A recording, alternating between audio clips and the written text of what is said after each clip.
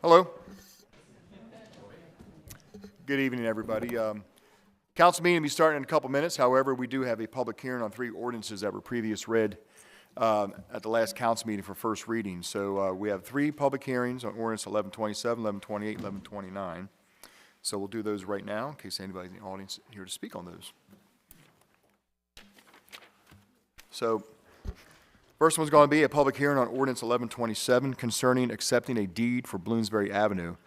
An ordinance of the mayor and city, an ordinance of the mayor and city council of Havre de Grace adopted pursuant to the authority of Article 11E of the Maryland Constitution, the local government article of the annotated code of Maryland, and sections 33, 34, and 73 of the Havre de Grace city charter for the purpose of accepting a deed for Bloomsbury Avenue parcel tax ID number 06-020127 for the purpose of public use. Is anybody here this evening in the audience to speak on ordinance 1127? Okay, any comments from the council? Okay, without any comments from the public or the council, I call public hearing on ordinance 1127 over at 7:02. We'll move on to the next one, ordinance 1128. Ordinance 1128 concerning approving budget amendment 2024-04 to fund state bikeway grant and UMUC zoning district renderings. UMUC is University of Maryland for Chesapeake. An ordinance by the mayor and city council of Havre de Grace by the authority of Article 11E of the Maryland Constitution, the local government article of the annotated code of Maryland, and sections 37 of the Havre de Grace city charter for the purpose of amending the city budget for fiscal year 2024 to fund state bikeways grants and UMUC zoning district renderings. Actually, I do have one pre-filled out form that I'll call on first before I open the floor at large, and that'll be Mr. Chip Place. Good evening, Mr. Place, and welcome to the council meeting. May you please have your name or your address for the record, please. Thanks, Mayor. My name's Chip Place, 301 Cigar Loop. I'm here to speak in support of Ordinance 1128, especially the bikeways aspect of the ordinance, and I want to really applaud our planning director for his initiative in obtaining this grant.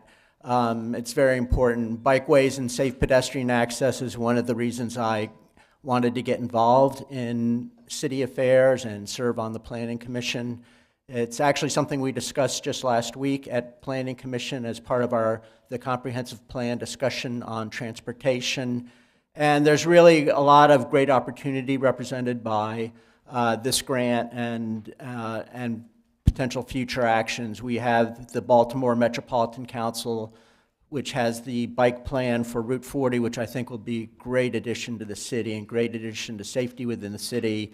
There's great opportunities that will be considered, I believe, under this grant. For instance, the rail spur that would connect the main part of town through the industrial area and then on to Swan Harbor, really a great underutilized resource, and hopefully this will be a first step to bringing that to fruition. But I did want to take this opportunity to highlight what is a real concern of mine. It was a concern expressed last week at Planning Commission that we do have some really unsafe road situations in this town. We spoke about 155 as you come into town. That's a state road, but the commission expressed, and I'm speaking here for myself, by the way, but reporting that the commission expressed an idea to nudge the state towards finding safe pedestrian and bike ways into town there. We talked about Lewis Lane, Grace Manor, how there's a lot of problems for the neighbors there, but at least it does have sidewalks and a more gentle route into town and a safe crossing, relatively safe crossing at Route 40. But the one I particularly want to highlight is Chapel Road, and as it turns into Ontario Street, heading down towards Route 40. And that road is just unsafe. You see people walking down that road all the time. People walk for and run for recreation purposes, but people walk down there to get to jobs. People walk down there to get to convenient shopping. There's only a limited stretch of sidewalk up around Grace Manor. There's no sidewalk down below the railroad crossing. Even up downhill of the circle at Bully Rock, there's a sidewalk on one side of the road, but the road itself is extremely narrow. The bridge there, as it crosses the creek, is really narrow. Just the other day, I saw kids on their scooters crossing that bridge. I saw another pedestrian trying to cross that bridge. So I hope as we pursue these grant opportunities and these studies, we keep the public health and safety first and foremost on our minds. I know the Traffic and Safety Committee has really been all over this topic too. But you know, as we continue to add new houses up the hill and additional car trips down that road, it just exacerbates a very dangerous situation. So really wanted to bring this to everybody's attention and look forward to working on this in the future. Thank you. Thank you, Mr. Place. Any other citizen in the audience here this evening to speak on ordinance 1128? Any comments from the council? Any further comments from the public or the council? I will now call the public hearing on ordinance 1128 to be closed at 7:07.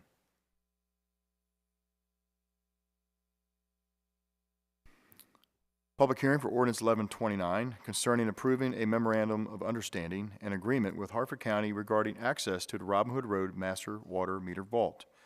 This is also an ordinance of the Mayor and City Council of Havre de Grace adopted pursuant to the authority of Article 11E of the Maryland Constitution, the local government article of the annotated code of Maryland, and sections 33 and 34 of the Havre de Grace City Charter for the purpose of approving the memorandum of understanding and agreement with Harford County regarding access to the Robin Hood Road Master Water Meter Vault.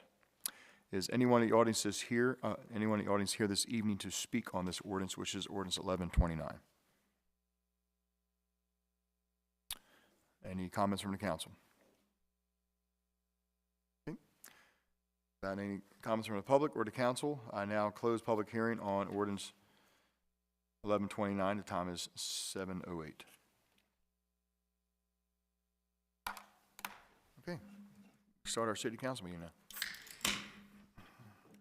Excuse me. Everybody ready? Okay. Good evening, ladies and gentlemen. The date is November 20th, 2023. The time is now 7:09 p.m. I will call the roll of the council members attending. Council President Ringsacker. Here. Councilmember Robertson. Here. Councilmember Jones. Here. Councilmember Boyer. Here. Councilmember Schnegas. Here. Councilmember Boger. All council members are accounted for. Please join me for the Pledge of Allegiance and opening prayer.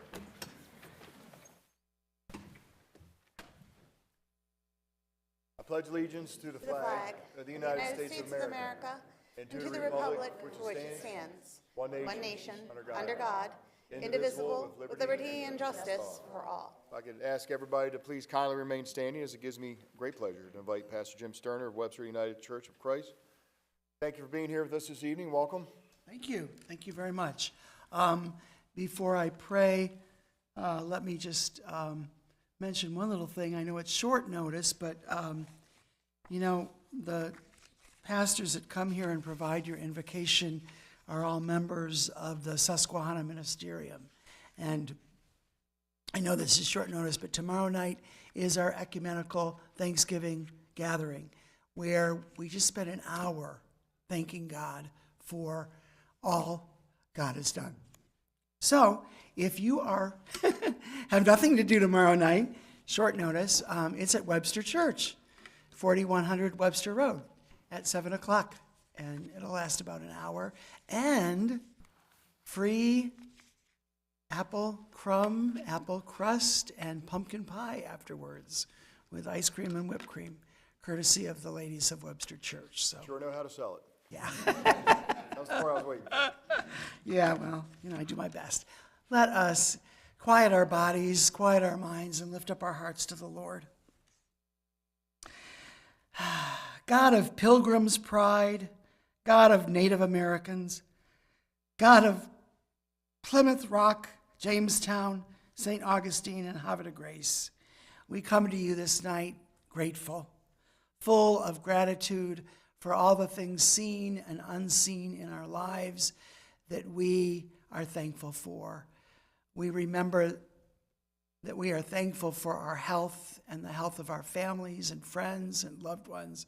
We remember that we are thankful for the things that people often take for granted, like food, clothing, and shelter. We are thankful for the things that you can't actually see, like freedom, the freedom to gather, the freedom to vote, the freedom to live and worship in the traditions that are our own. So we thank you, God, for so many blessings this Thanksgiving. God of turkey dinners, God of cranberry sauce and stuffing and mashed potatoes and gravy, God of Macy's parades, 3 NFL football games, and Alka-Seltzer. We just gather tonight remembering those people who feel they don't have anything to be thankful for. Especially tonight, we want to be mindful of those in the Ukraine and in Russia, those in Israel and Palestine, and those victims of violent crimes everywhere who this Thanksgiving may feel alone and isolated and without hope. So God, we pray for peace. We pray for the peace the world cannot give, the peace that only comes through you. God of Black Friday, God of Small Business Saturday, God of Christ the King Sunday, Cyber Monday, and Giving Tuesday, now we lift up the leaders that I see standing before me.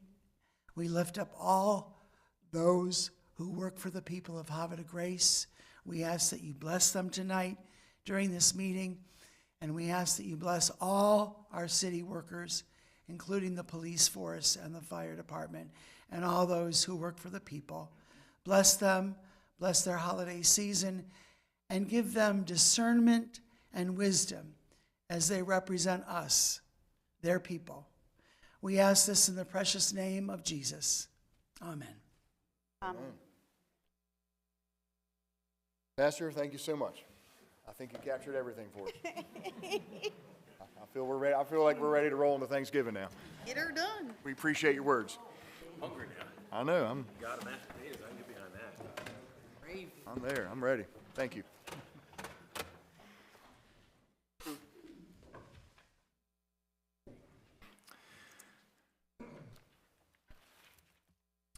Did you have any amendments?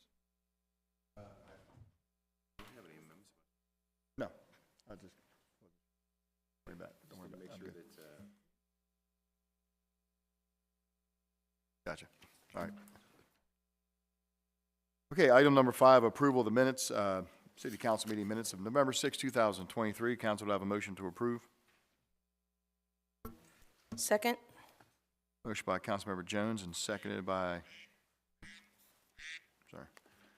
Councilmember Shenanigans. Questions or comments on the City Council meeting minutes? All those in favor say aye. Aye. All opposed say nay. City Council meeting minutes of November 6, 2023 are approved, 6-0 in the affirmative. Item B, City Council closed session meeting minutes. Do I have a motion to approve? so moved. Second. Motion by Council President, seconded by Councilmember Boker. Questions or comments? Like me to read it this time? Yeah, you want to? Yeah, go ahead.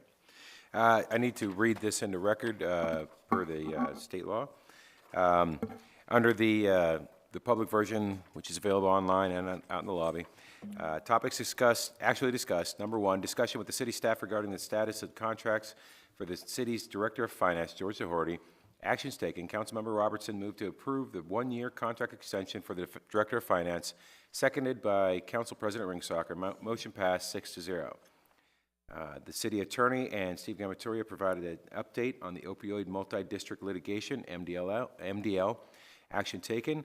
Councilmember Robertson moved to approve naming the additional defendants to the multi-district lawsuit as recommended by Special Litigation Counsel, second by Councilmember Jones. Motion was approved by a vote of 6-0. The city attorney updated the council on the PFAS multi-district litigation. Action taken, Councilmember Robertson moved to keep the city in the PFAS multi-district and and not to opt out of the settlement. I'm sorry, it says NOT in big caps. I thought it was an abbreviation. And not to opt out of the settlement.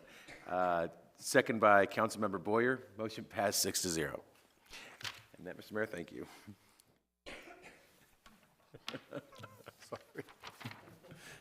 I'm sorry, I'm tired. It's okay. Okay, council, thank you very much for reading that into the record, Council President. We're still under the question for the close, actually, we're not under the question. All those in favor say aye. Aye. All opposed say nay. Okay. Close, city council closed session meeting minutes are approved 6-0 in the affirmative from November 6th. Thank you, Council President. Okay, we're gonna go to appointments. We actually have three new appointments this evening to 3 different commissions. So we'll start off with the first appointment is going to be to the Cultural Exchange Commission, and I'm going to hand that off to Councilmember Boyer, who's the liaison. Mayor, I make a motion to appoint Carolyn Zinner to the Cultural Exchange Commission. Second. Council, I have a motion by Councilmember Boyer and a seconded by the Council President. This is for the appointment of Ms. Carolyn Zinner to the Cultural Exchange Commission. Questions or comments? Councilmember Boyer? Well, you know, we all were sitting here where Carolyn said that she was going to step down and take it easy for a little while. Well, that didn't really work out. She's gotten really, really involved and has gone over to Wales a couple of times as a result of her involvement as a volunteer for the Cultural Exchange Commission, and we would like to bring her on to be a more formal capacity and use all of that wonderful knowledge that she has and enthusiasm to make sure that we can grow the opportunities for the Cultural Exchange Commission and make it into something wider and better, which is exactly what Carolyn does whenever she touches something. So, thank you. Thank you very much, Councilmember Boyer. Any other questions or comments? This is for the appointment of Ms. Carolyn Zinner to the Cultural Exchange Commission. All those in favor say aye. Aye. All opposed say nay. The appointment of Ms. Carolyn Zinner to Cultural Exchange Commission is approved 6-0 in the affirmative. Thank you very much, Councilmember Boyd, for your comments. And to the public out there thinking, I messed up, I did. I skipped over public comment by accident. Busy laughing at me. I'm too busy laughing at you. Not. Anyway, no, it's on here, it's a little thing that says public comment. I skipped right over and went to the next page to appointments, so I apologize. So, council, in my error, we can either finish the next 2 appointments and then go to public comment, or go to public comment right now. Okay, we finished the appointments, do the swearing in, and then. Might be comments on the appointments. Are there any comments on the appointments? All right, then I think. Why don't we do it? Why don't we finish the appointments? We'll go to public comment, and then I'll do swearing in. How's that? Okay, cool. All right. My apologies, everybody. So, let's go to the second appointment for the Historic Preservation Commission. Councilmember Jones. Thank you, Mayor. I move that we appoint Diane Pearson to the Historic Preservation Commission. Thank you very much. I have a motion by Councilmember Jones. Do I have a second? Second.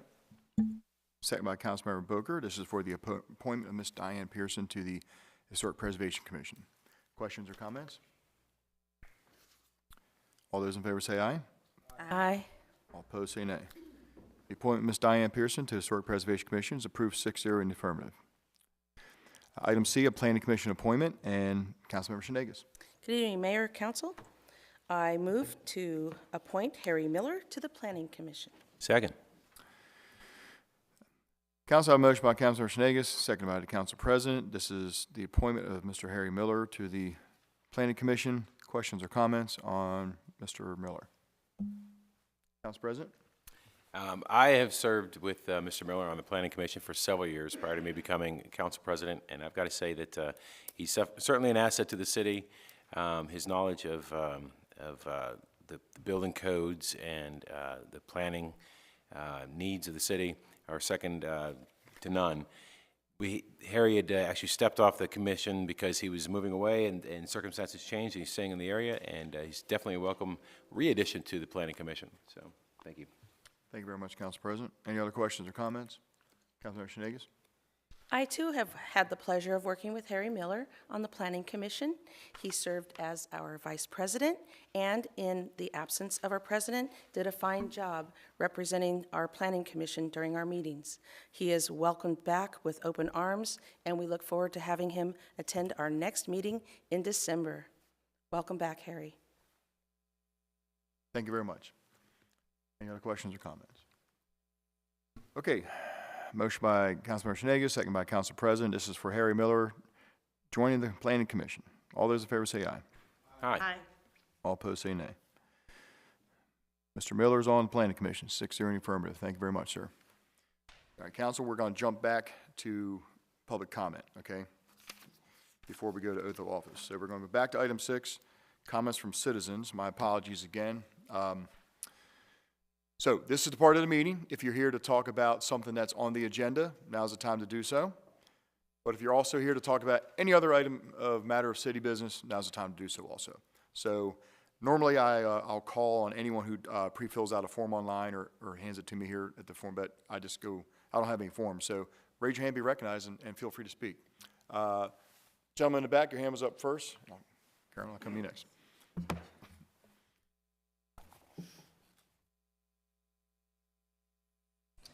Good evening, sir, and welcome to the council meeting. May you please have your name and address for the record. Good morning, Mr. Mayor. Captain Rick Wall, 329 Bounding Home Court, Welcome. Havre de Grace, Maryland, and in June, July, and August, Hutchins Park. You live down there. So, Mr. Mayor, council members, thank you for your continued support to the Havre de Grace Youth Sailing Program. I'll give you a little bit of updates, facts, things we're going to change this year as we have our 2024 application coming before the council tonight for approval so that we can run camp again out of Hutchins Park. This year, this past summer, we had 138 kids go through camp, which the number is lower than what we've had in the past because we restructured our program, and so this 138 kids is for a 2-week camp and not a 1-week camp. And so if you double that number, that would equate to our old camp that we used to do of just 1-week camps. This year, we had 30+ kids in each of the camp weeks. When we started out, we planned for 20 kids. That was our max we could do. And like I say, this year, we had 30+ in each of the weeks in camp. We have implemented a new beginner sailing camp, which is 1 week for 7- and 8-year-olds for the whole 7 weeks that we run camp. We found that that's one of the ways to introduce the kids to Havre de Grace, the Susquehanna, sailing, and all the fun that you can have if you do it safely. So we do that for 7 weeks, and then we have our normal sailing camp that is 2 weeks long, and we have 3 sessions of that. 4th of July week, we're not going to do any sailing out of the park this year because of just where the holiday falls.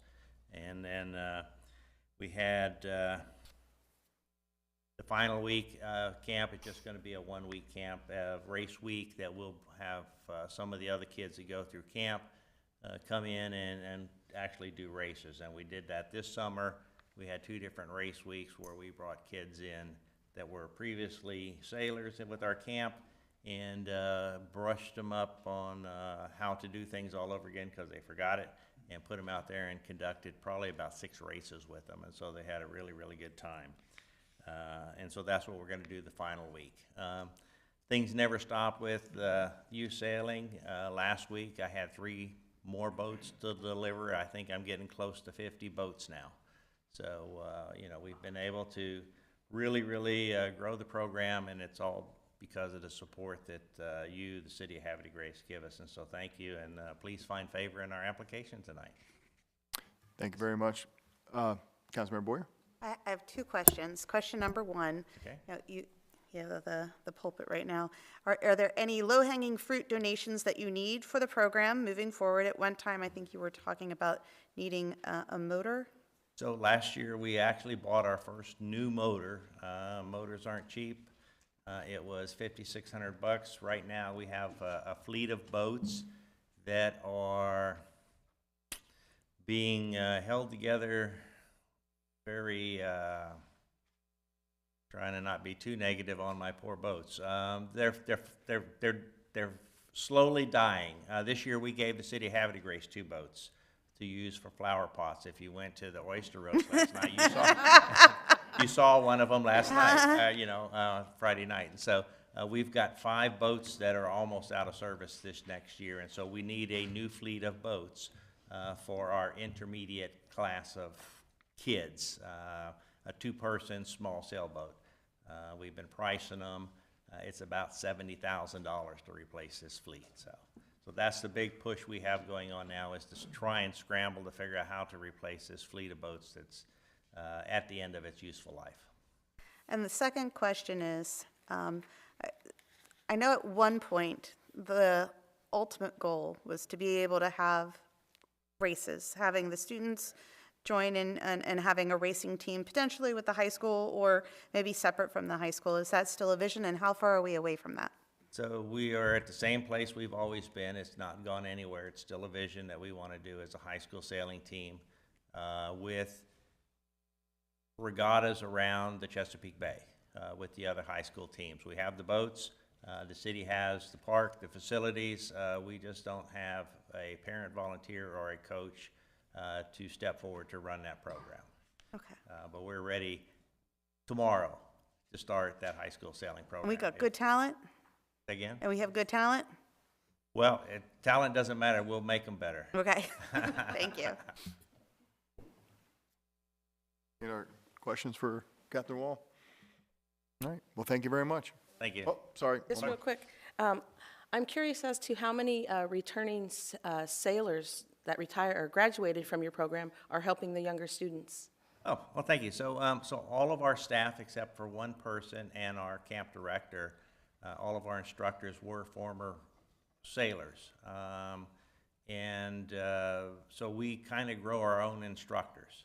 We also, over the course of the summer, we had 14 summer hires of these counselors, whether they were counselors in training, kids helping other kids, or they were actually instructors.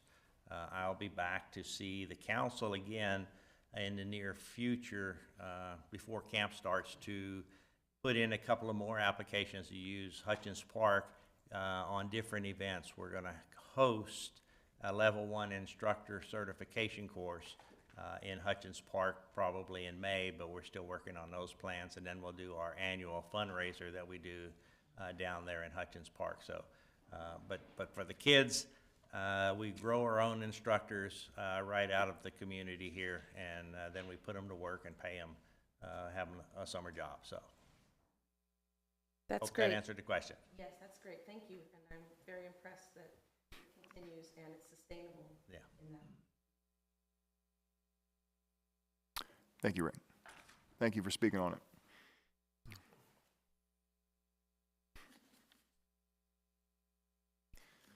Okay, Senator, I know you had your hand up, please. Yep, thank you.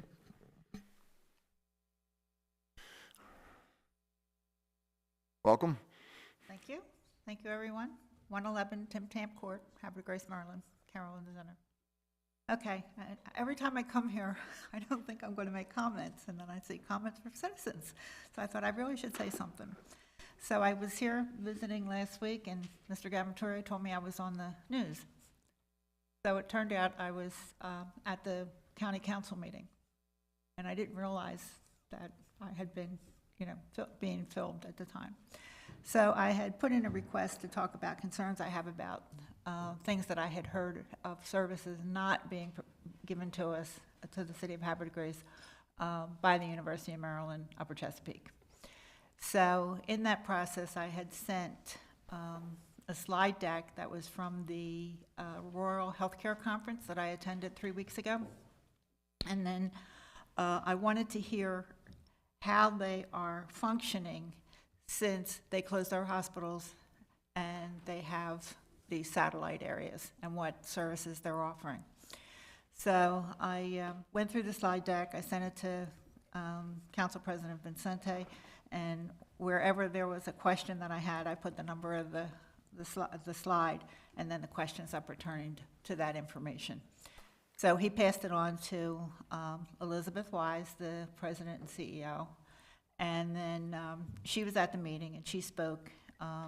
Dr. Barana spoke, and Dr. Colin Todd spoke. He does primary logistics, but most of the conversation was on statistics.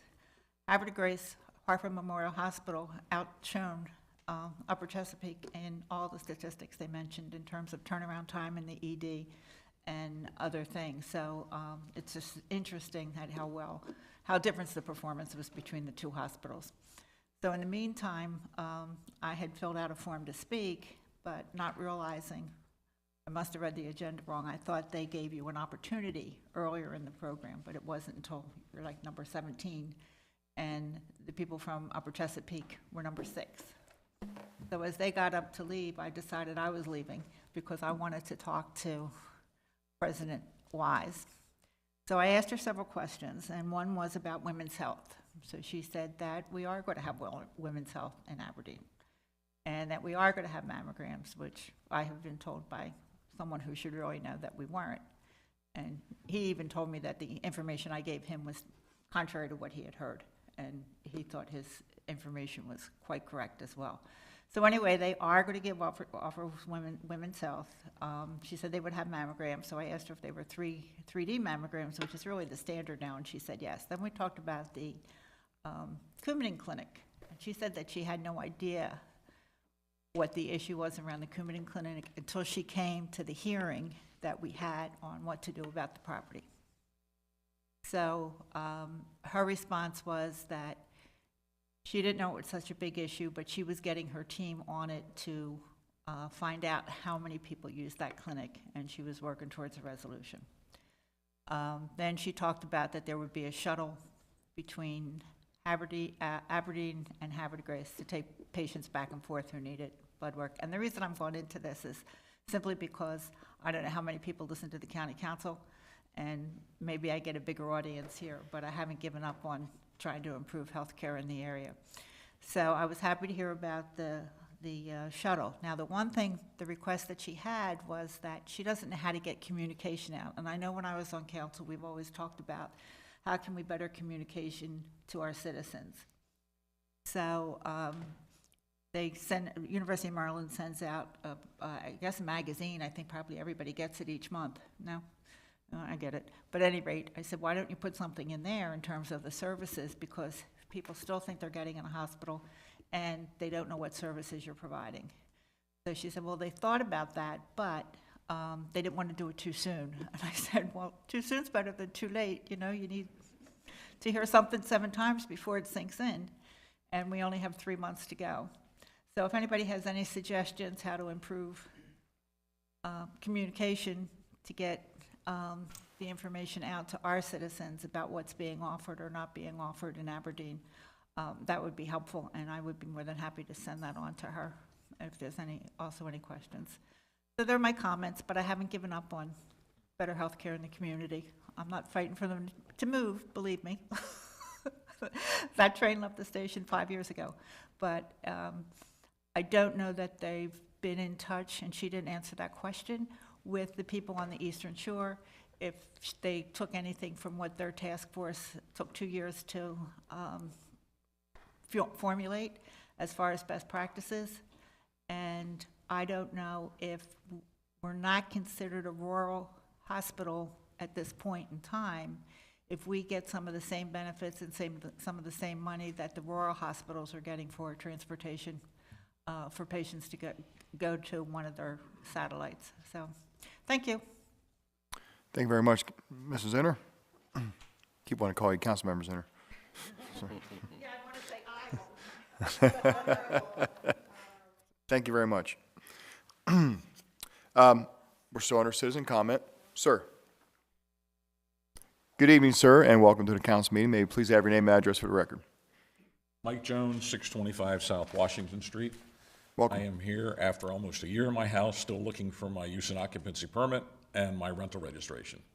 As some of you may know, we got some clarity last week, so I'm here tonight with another waiver request that's based on two things. One being that there really isn't any effect of the moratorium anymore, since there's really no punishment that can be levied. And the second is, there really isn't any circumstance where you can apply the moratorium without affecting somebody's due process rights. And I'll let the city attorney fill you in on the results of the hearing last week, but I'm just here to present you with another waiver request. Okay. Thank you, Mr. Jones.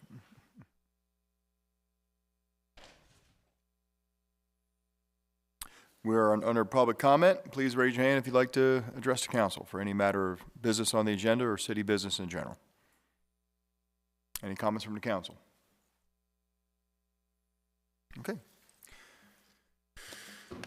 We will move on to item 8, which is oath of office for the appointments that we voted on just a few minutes ago. So, Council President, would you mind, I'm going to stay down in the well since all three citizens are from different commissions. If you wouldn't mind calling up the first person. All right, first up, we have Cultural Exchange Commission. Councilmember Boyer, please step down there, and we'll have Ms. Zinner stand up to be sworn in.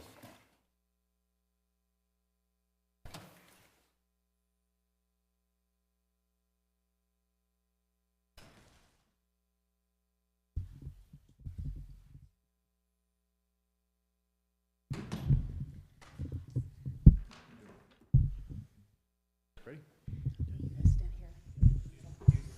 Okay, okay. This is your third commission?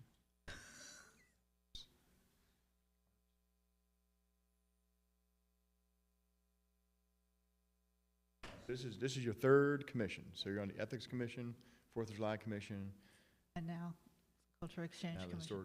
Cultural Exchange Commission. Yes. Okay, very good. All right. Yep. Well, thank you very much. I'm telling you. You're welcome. Busier now than we were on council, right? Not quite, not quite. Well, thank you very much for your service. I mean, any commission you want to be on, you're perfect for it. You know how they all work, and you're always a pleasure to work with, and you always add a lot to it. So, you know, anytime you want to serve, appreciate it. Okay, thank you. So, please raise your right hand, repeat after me. I'm going to say the word I, repeat the word I, but also say your name. I, Carolyn Zinner, Swear that I will fulfill swear that I will fulfill the requirements of the office I'm about to assume. the requirements of the office I'm about to resume. That I will support the Constitution of the United States. That I'll support the Constitution of the United States.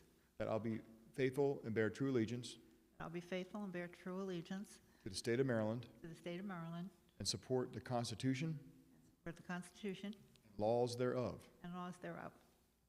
That I will faithfully and impartially, That I will faithfully and impartially, without fear of favor or prejudice, without fear, favor, or prejudice, discharge the duties discharge the duties as a member of as a member of Cultural Exchange Commission, the Cultural Exchange Commission City of Havre de Grace, for the city of Havre de Grace to the best of my abilities. to the best of my abilities. Congratulations.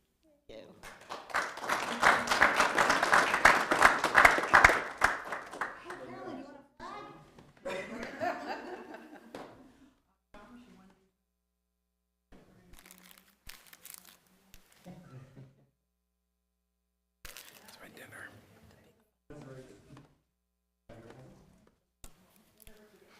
That was my nickname in high school, Fun Size.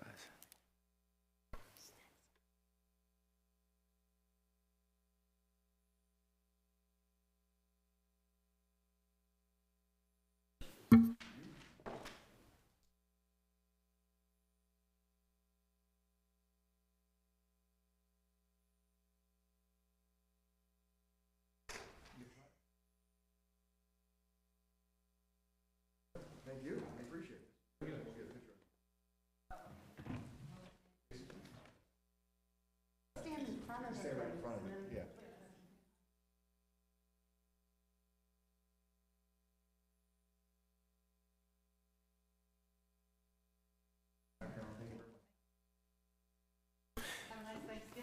All right, next up we have from the Historic Preservation Commission with Councilmember Jones, Diane Pearson for appointment.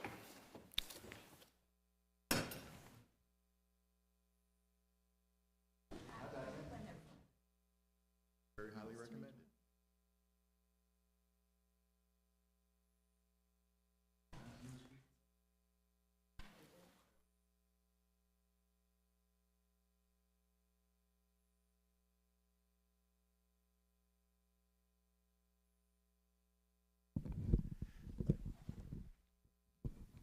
I'm good. Thank you. Okay, Ms. Pearson, thank you very much for being willing to serve on the Historic Preservation Commission. Thank you very much for being here and supporting her. And this is Councilmember Jones, who's going to be the liaison to the commission. So when the air raid siren ends, we will take an oath here.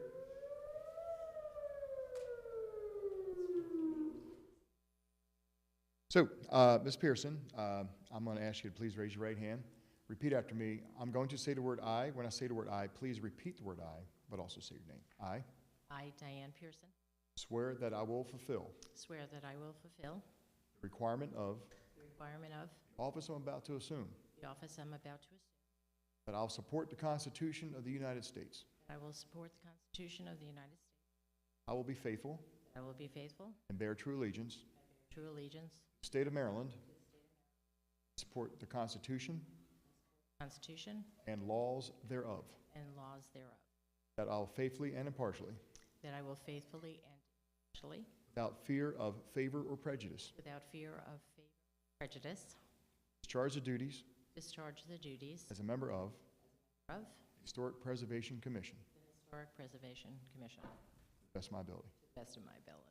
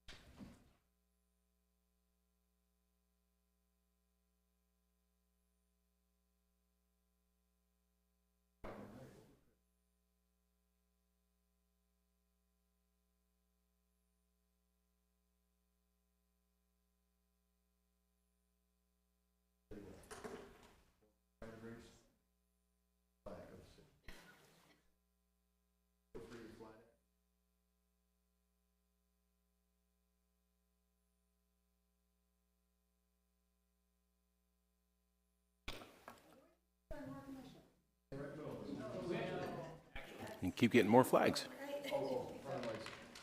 Just like we did last time, sorry.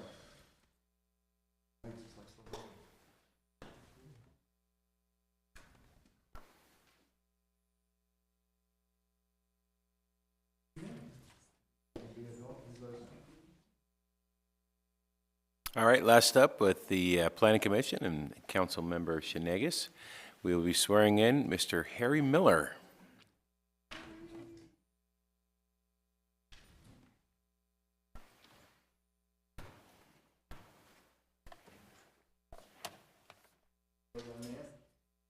Ready for this? Always. So, Mr. Miller, what do you do now that you're not building Havre Grace High School? Building Homestead Wakefield, Is that the one you're working on now? systemic and Oh, wow, excellent. Ladies and gentlemen, in case you don't know, this young man right here works for Harford County Public Schools, and he was in charge of the construction of our new high school. He gets embarrassed easy, but, I mean, it's got a lot to do with a lot of different things that look so cool at the high school, so, And the parking lot across the street. what's that? And the parking lot. Parking lot? Yeah, absolutely. But, no, just, he's a Havre Grace guy, great guy. We're really happy to have him on the planning commission. We think you'll do a great job. You definitely know what you're talking about, so. But, again, I just wanted to publicly recognize you for that beautiful school we have, designing it and all that other stuff, seeing the construction. Thank you. Thanks, Harry. Just like your predecessors, I'm going to ask you to raise your right hand. When I say the word "I," repeat the word "I," then say your name. I I, Harry Miller, swear that I will fulfill swear that I will the requirements of the requirements of the office I'm about to assume. the office I am about to assume. That I will support the Constitution of the United States. That I will support the Constitution of the United States. That I will be faithful, bear true allegiance And bear true allegiance to the state of Maryland. to the state of Maryland. Support the Constitution And support the Constitution and laws thereof. and laws thereof. That I will faithfully and impartially, Faithfully and impartially, without fear of favor or prejudice, without fear of favor, discharge the duties. discharge the duties Member of as Havre Grace Planning Commission the Planning Commission to the best of my ability. to the best of my ability.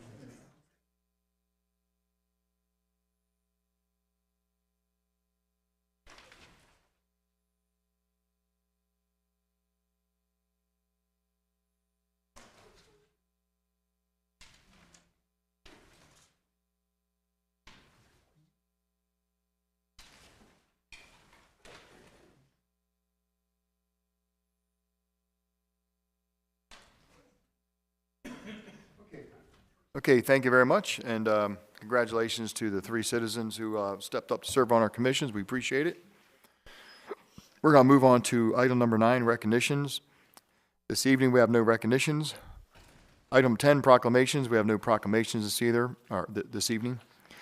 And that takes us to item 11, presentations. We actually have 2 presentations. So we're going to start off with the fiscal year 2024 financial statement report of our audit. Sir. Good evening, sir. Thanks for being here. Thank you. Thanks for having me again. We're actually going to do the 2023 ones this year, though, so we're not going into the future yet. Oh, okay. So I'd like to start off again, as I do every year, by thanking George and his staff. They make the audit extremely easy for us. They get us the information in a timely fashion. I'll go into it a little later, but we've had no material journal entries. The review from his team side of it is quick, efficient, so it's a great audit for us. He does a great job. His staff does a great job. Everything's provided in advance, so I'd like to thank him again for making our job a little bit easier. Now the required communication stuff. So we did issue again an unmodified opinion on the financial statements, which is the highest level of assurance that we can provide as CPAs to you guys on the results of the financial statement audit. We also issued a yellow book audit in which we had no internal control issues that we had to report to the board. We had no disagreements with management this year. Management did not consult another accounting firm over any issues that we had with them. I have no required communications as far as anything that went wrong during the audit that I need to communicate to the board. So if at any time you guys have any questions, just stop me. But again, we've presented these multiple years, so I'm just going to give a real high overview of the notes that if I were you guys, I would focus on when you're reviewing these financial statements. The first one of those notes is Note 8 to the financial statements. It's on page 37 and 38. It's your long-term debt footnote. So on page 37 and 38 is where I would focus. It actually will give you the breakdown of the future principal and interest payments. So that goes a long way. Obviously, George is giving you that all that information when you're budgeting, but that'll concisely show you what the future debt service payments are. The other note I'd like you, I always recommend to focus in on is your pension note. That's note 10, and the part that I'd like you to focus on when you're looking at that is, again, page 42. So this one I don't have memorized, but, so obviously we talk about this every year with the net pension and net OPEB liabilities. It's based off actuarial assumptions. One of those assumptions is a discount rate, which is what they project the funds to earn and discount back then in future years. So you're currently using a rate of 7%. If you look at that, if you would increase that rate, it would reduce your liability approximately $1 million. If you would increase it by 1%. Decrease it, it would then increase the liability by approximately $1 million. Again, that's something I like to bring up because that number is an estimate of what they're expecting the long-term rate of return to be. Obviously, if it doesn't come in at that rate, which it's not going to come in exactly at that rate, the liability will grow or diminish by that.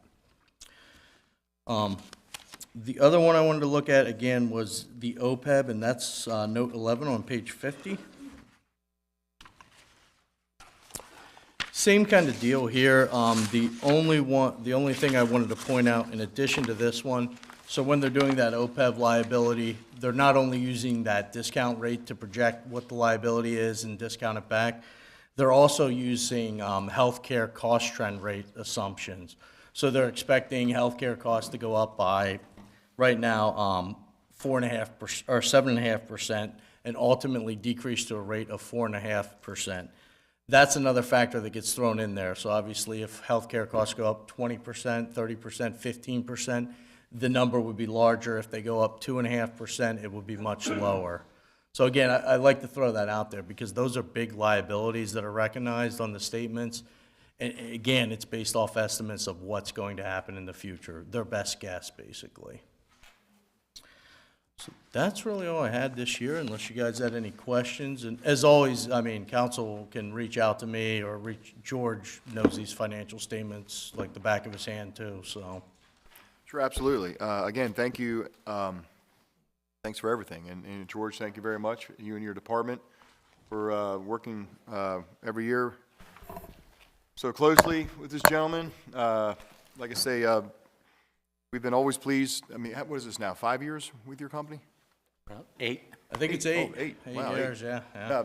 Well, like I said, it's, no, we appreciate it, and I'm going to open up to any questions from the council. Councilmember Boger? Hey, and thank you for that, I appreciate it. So I think more for our side of the house, if I could get this maybe in it, like before the actual meeting so I could go through it myself. Is that possible for maybe next year's audit? That depends on how long before the meeting you want. Yeah, so, yeah, I mean, given the amount of time and so forth and Well, convenience and whatnot, I appreciate it. Yeah, we, as a general rule, we just review it. This is the formal presentation, but we review it, and then we can gather any questions you have and be happy to answer them for you. Okay, thank you, Director. Any other questions? Thank you, Mayor. Just for the council's, for your benefit, so this is the first time we're seeing it as well. So I would say formulate any questions, either you can direct them to me, or George, or the Budget and Finance Committee, and we'll certainly pass them on. So we'll be going into it the next couple of days through the Thanksgiving holidays with fine-tooth comb. Any other questions? Councilmember Robertson? Yeah, Steve, I might join you for a cigar on your back deck while we review this together, yeah? What is the period of time that you're looking at for the discount rate when you're making those projections at 7%? Is that your guys' numbers or ours? No, that's your actuary's number. That's their Okay. best guess of what, it's usually 30 years, like they'll use the 30-year bonds for your OPEB, for example, 15 or 30 years, it depends on which one they pick, because that plan is not funded. So that's why if you look at that, you'll see the discount rate's much lower on that. One of the ways to get that liability, now, obviously, it's putting money into a future liability. To get that to go down would be to fund that. Very rare. I probably have 5 or 6 clients that actually fund that. Again, most people are doing exactly what you're doing. It's pay-as-you-go basis is what they call it. So as the expenses come due, you're making the payments on them. Again, to get a better discount rate, though, if you funded the plan, which would be millions of dollars at this point, you would get that discount rate to lower that liability. But Got it. again, very rare, so. Yeah, I also see, just a quick look, I mean, the 2.5% inflation rate, estimated over time. And I mean, if you're just looking at a snapshot of these 10 years, I'm sure that would be grossly underestimated. Yep, So, 100%, yeah. Yep. all right, well, I appreciate you. Yep, thank you. Thank you, Councilmember Robertson. Any other comments or questions? Thank you. Okay. Anything else? I'm sorry, George, No. Yeah, I just wanted to thank Nate and his staff, too. They really do a very efficient audit, and I'm pleased to say that they have kept our audit fees very, very low and very affordable for the citizens.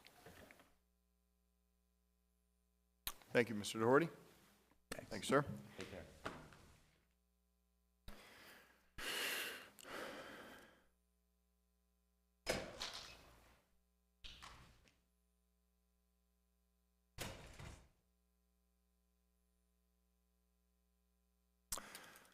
Okay, item B is going to be a report from the Marina Commission, and I hand that over to Councilmember Shenanigans.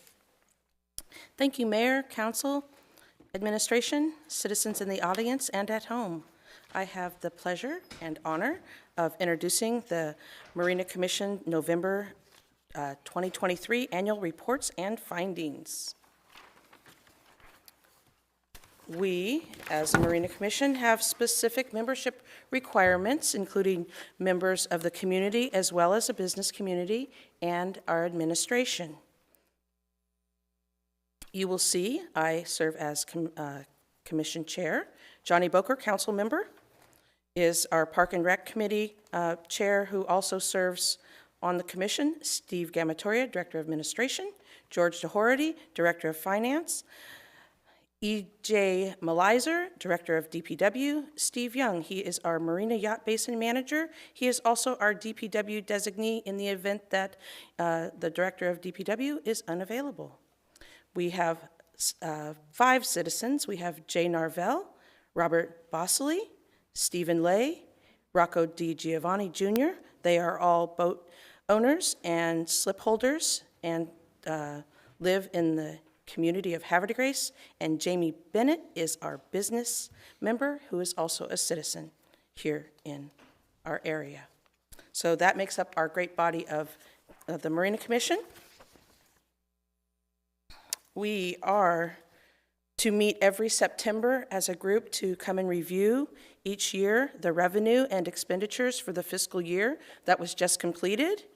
And the Commission has 5 goals that we are to accomplish and to report to the Mayor and City Council, including the strategic direction of the enterprise funds, capital projects and rate structure coordination, budgeting considerations and timing of implementation, establish and monitor their operational goals and objectives, and rate changes and charges. So, with that said, going forward in Category 1, our strategic direction. We have been able to replenish the repleted reserves, the water line repair, the portable gator, the pump out replacement, and the debris cleanup. And we are always out to seek grant opportunities to fund our expeditions. We were awarded $14,675 in grants in the fiscal year of 2023. And we will be applying for a $45,000 grant for redecking Pier 3 in 2024.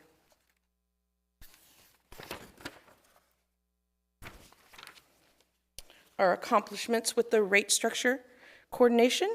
The rate structure, the council has agreed, and as the price increase for the annual slips, it has increased from 65 to 67 a foot to help with our endeavors. This increase is intended to cover the operating and maintenance costs for the marina without depleting the enterprise reserves.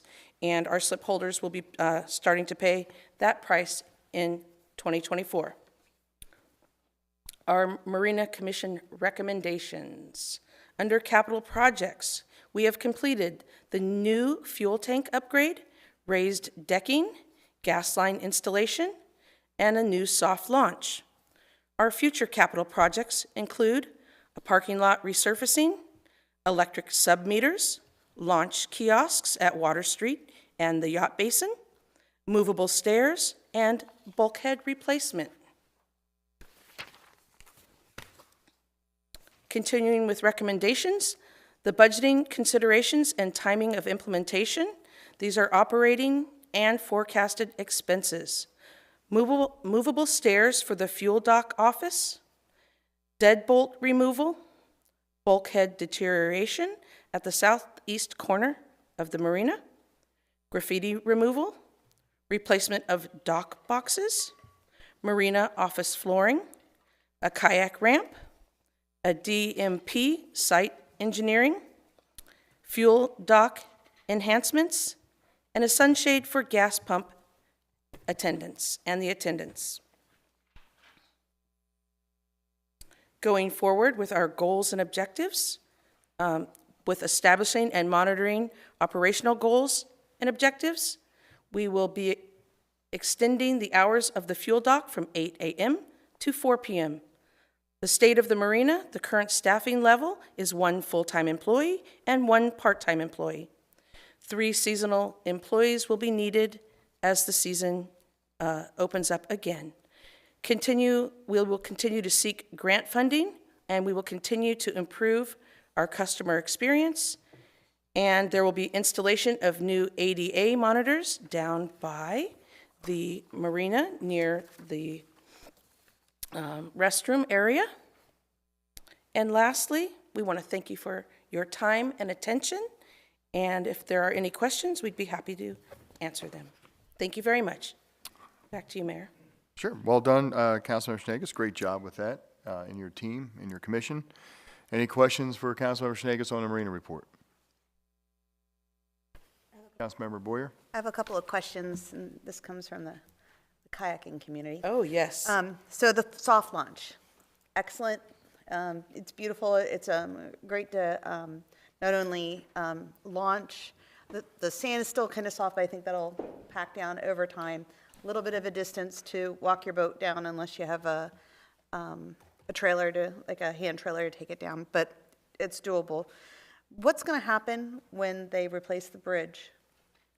Well, there's going to definitely be some change in the structural area. That's going to take time to establish where they place the equipment, et cetera. So a long-term plan would be, I will guide that over to our director of DPW. We met with Amtrak on site here in City Hall last week and discussed some of these concerns. And they guaranteed us that if we gave them design drawings, that they would put it back in place based on the design. So where the bridge is going, we'll still have David Craig Park, and we'll still have access down to the soft launch from David Craig Park? That's still dependent on the CMAR, the construction manager at risk, but they have reassured us that there will be some realigning down there. And we're still working with the state, we're working with Amtrak, we're working with the county to make sure all the roads get put back, all the projects get put back the way they are intended to be. So just feedback, if you're walking a boat that's 15 to 17 feet long on one of those hand trailers, it doesn't pivot very well. and it doesn't. Soft launch. So if you're parking over where the blacktop is, over at Gene Roberts Park, and taking it through there to get to the soft launch, very difficult to do with a long boat because it doesn't make the little turns that you need to do at all. So taking it down from David Craig Park is far doable, and it looks like that there are a couple of trucks, people with vehicles are trying to back up as far as they can and put down based on the truck marks that are there. So I don't know whether that's a long-term solution there as well. Is the plan to allow trucks to go down as far as they can, or just to go only as far as the blacktop? They're not supposed to be using David Craig Park for the launching. So they're supposed to be using the Water Street boat launch for kayak launching. Okay, so people with long kayaks find it very difficult to maneuver your boat through that in order to launch from there. It's far easier with a kayak to take it down from David Craig Park. So that's number one. Number two, hold on, go ahead. With that question in mind, is it possible to park that ramp and carry it down by hand once you get to that point? Where you can When maneuver you're parking it? from David Craig Park? No, the other side. No, it's very difficult with a long boat because you have to go through a series of like the little bridges and stuff like that in order to get over there. It's not easy. at all. So not with, I mean, if And just carrying most boats are like 55 pounds, so you can't really easily carry it that way, especially when it's 17 feet long. It's not easy to do. And that's why people are using David Craig Park, because you have a straight shot down to get down to the water. But, I mean, it's nice. Everybody likes the soft launch. Everybody's very happy about the soft launch. It's just like where you park, et cetera. So the second question, sorry to take time, the kayak launch that's planned, is it going to be like the kayak launches we currently have? Or is there a different plan? Because, again, with long boats, the way that we have some of the, like the one at the Lock House, if you have a long boat, again, 16, 17 feet long, you get into it, you can't get all the way up into it in order to exit off the boat and then be able to pick up your 50-some pound boat, carry it over without, it's very hard to balance on it. Is that what the plan is there, or is it probably going to be another configuration? And is it going to be down at Tidings? Where is it going to be? I think it's a great opportunity when we meet with Amtrak to discuss some of these concerns when they're putting it back in place. I think that's the best answer I can So give the you. kayak launch, that second kayak launch was from So, Amtrak? no, for the one that we're mentioning, the new projected one down by the marina, correct, is what I think you're referring to. Okay. So, I think that it's still in the planning stages, so, So if possible, if you could, and then there's a number of people in town. Mr.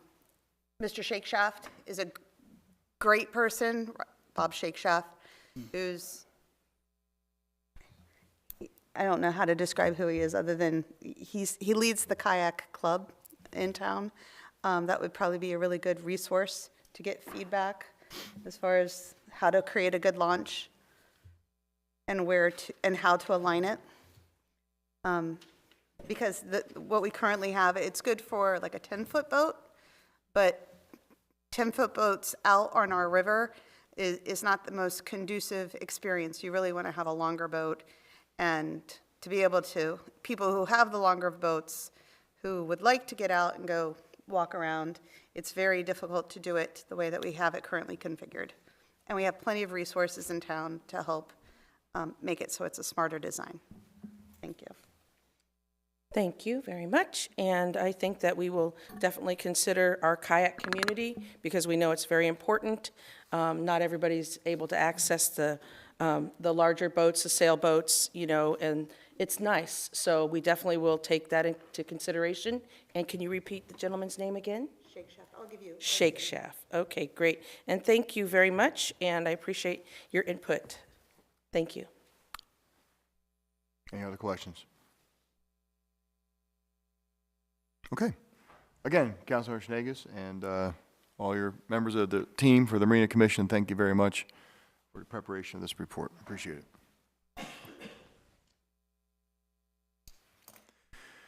We're going to go to item 12, resolutions.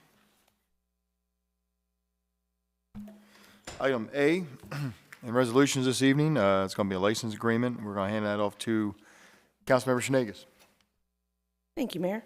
Council, I would like to introduce calendar resolution concerning authorizing a license agreement for the replacement of an existing fence at 213 North Juniata Street. Second. Council, I have a motion by Councilmember Shenegis, second by Councilmember Robertson. This is a motion to introduce a resolution. Questions or comments on the introduction of this resolution? All those in favor say aye. Aye. All opposed say nay. Motion to introduce the resolution carries 6-0 in the affirmative. This is going to be known as resolution number 2023-18, 2023-18. A resolution by the mayor, a resolution by the Mayor and City Council of Havre de Grace, Maryland, pursuant to Sections 33 and 34 of the City Charter and for the local government article of the Annotated Code of Maryland for the approval of license agreement for the replacement of an existing fence at 213 North Juniata Street and a section of Green Street right-of-way, and authorize the mayor to execute such license. Council, to have a motion to adopt Resolution 2023-18. So moved. Second. Motion by Councilmember Boker and second by the Council President. Questions or comments on the resolution? Councilmember Shenegis. Yes, this new fence is going to be replacing the split rail wood fence that's currently in existence, and it's 95 feet running along Juniata Street and 140 along Green Street, and it will be replaced with an aluminum metal fencing that will be ornate in its decoration. It'll look nice next to the decor of the building that it represents, the salon. So it will be a very attractive view from the street as you drive by and as you visit the establishment. Thank you very much, Councilmember Shenegis. Any other questions? Fantastic. Council, we're going to do a roll call vote on calendar resolution 2023-18. Councilmember Booker, how say ye? Yes.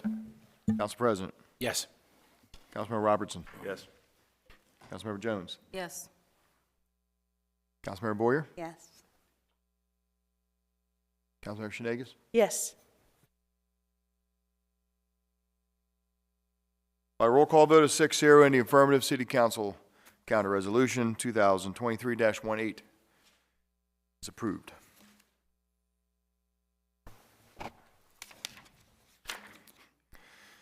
Item B, calendar resolution concerning another license agreement.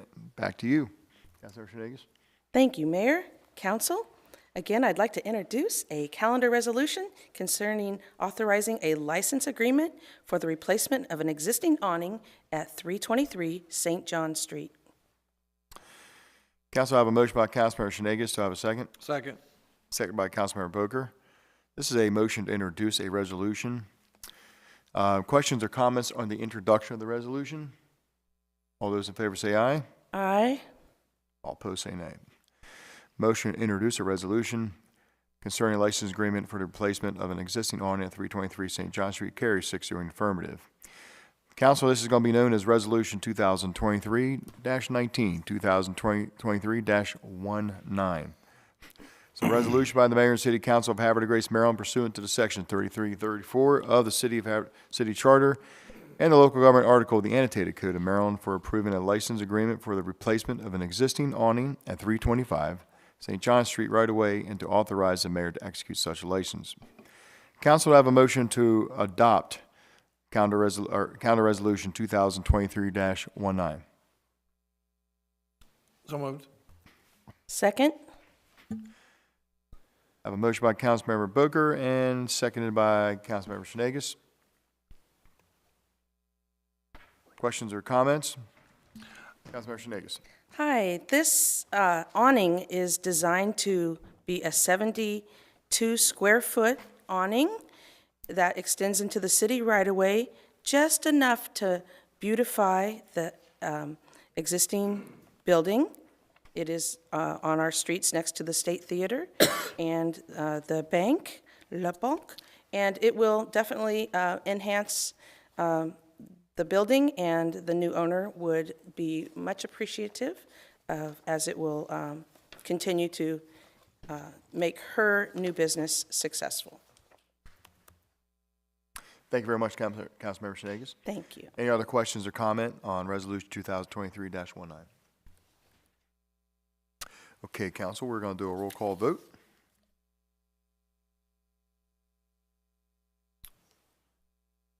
Councilmember Senegas. Yes. Councilmember Boger. Yes. Council President. Yes. Councilmember Robertson. Yes. Councilmember Jones. Yes. Councilmember Boyer. Yes. By roll call vote of 6-0 in the affirmative, City Council Resolution 2023-19 is approved. Item C, calendar resolution concerning adopting annexation plan. And I'm going to hand that off to the Council President. Mr. Mayor, Council, citizens all, I move to introduce calendar resolution concerning adopting an annexation plan for 1419 Chapel Road. Second. Council, I have a motion by the Council President, seconded by Councilman Robertson. This is a motion to introduce a resolution. Motion to introduce a resolution. Questions or comments on the introduction? All those in favor say aye. Aye. Aye. All opposed say nay. Motion to introduce a resolution concerning adopting an annexation plan for 1419 Chapel Road is approved 6-0 in the affirmative. Council, this be known as calendar resolution 2023-20, 2023-20. A resolution by the Mayor and City Council of Havre de Grace, Maryland, adopted pursuant to the authority of the Maryland Constitution, Article 11E, and the provisions of the annotated Code of Maryland. Local Government Articles Sections 4-405 and City Charter Sections 34, adopting an annexation plan for the property known as 1419 Chapel Road, consisting of a total of 15,725 square feet, more or less. Council to have a motion to adopt So moved. calendar resolution 2023-20. Motion by Councilmember Boker, Second. second by Councilmember Jones. Questions or comments? Council President. All right, this, it will sound very redundant because this is a calendar resolution upcoming after the next calendar resolution. We'll have two charter resolutions. It's just the way it's done. We change it so we can annex it and then we annex it. It's weird, but we're making sausage. So this property, 1419 Chapel Road, is one of the sawtooth properties that's along Chapel Road, where part of it, this house is actually part of the county. You would look at the house from the street and think it's within the city limits. It's not. They want city services, so they asked to be annexed in. So they'll be paying city taxes. Okay, thank you, Council President. Any other questions or comments? Council, I'm going to do a roll call vote on calendar resolution 2023-20. Councilmember Boyer? Yes. Councilmember Senegas? Yes. Councilmember Boger? Yes. Council President? Yes. Councilmember Robertson? Yes. Councilmember Jones? Yes. By roll call vote of 6-0 in the affirmative, counter resolution 2023-20 concerning adopting an annexation plan for 1419 Chapel Road is approved. 6-0. Okay, we're going to go to item D, counter resolution for another annexation plan, and Council President. All right, Mr. Mayor, Council, I move to introduce calendar resolution concerning adopting an annexation plan for 1609 Pulaski Highway. Council, I have a motion by the Council President. Do I have a second? Second. Second by Councilman Robertson. This is a motion to introduce a annexation plan for 1609 Pulaski Highway. This is a motion to introduce. Questions or comments on the introduction? All those in favor say aye. Aye. Aye. Opposed say nay. Motion to introduce. Resolution carries 6-0 in affirmative. Council, this be calendar resolution 2023-21. A resolution by the Mayor and City Council of Havre de Grace, Maryland, adopted pursuant to the authority of the Maryland Constitution, Article 11E, and the provisions of the annotated Code of Maryland Local Government Article Section 4-405 and City Charter Section 34, adopting an annexation plan for the property known as 1609 Pulaski Highway, plus a portion of the 30-foot wide right-of-way consisting of a total of 1.59 acres, more or less. Council, I have a motion to adopt Resolution 2023-21. So moved. Motion by the Council Second. President and seconded by Councilmember Shanegas. Questions or comments? Council President. This property is right when you come out of there by Stencil Field on Revolution on Route 40. Not Doug Steiner, but on the left side where the Cecil Bank is and a few other things. They plan commercial development on that property. Sir. Thank you, Council President. Any other questions or comments? Council, we're going to do a roll call vote on 2023-21. Councilmember Jones. Yes. Councilmember Boyer. Yes. Councilmember Shanegas. Yes. Councilmember Boger. Yes. Councilmember Robertson. Yes. Council President Ringsager. Yes. By roll call vote of 6-0 in the affirmative, City Council will count a resolution 2023-21 is adopted and approved. Stop looking at your watch.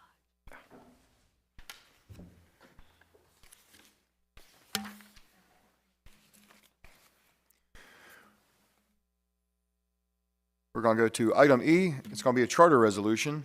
I hand this off to Council President. All right.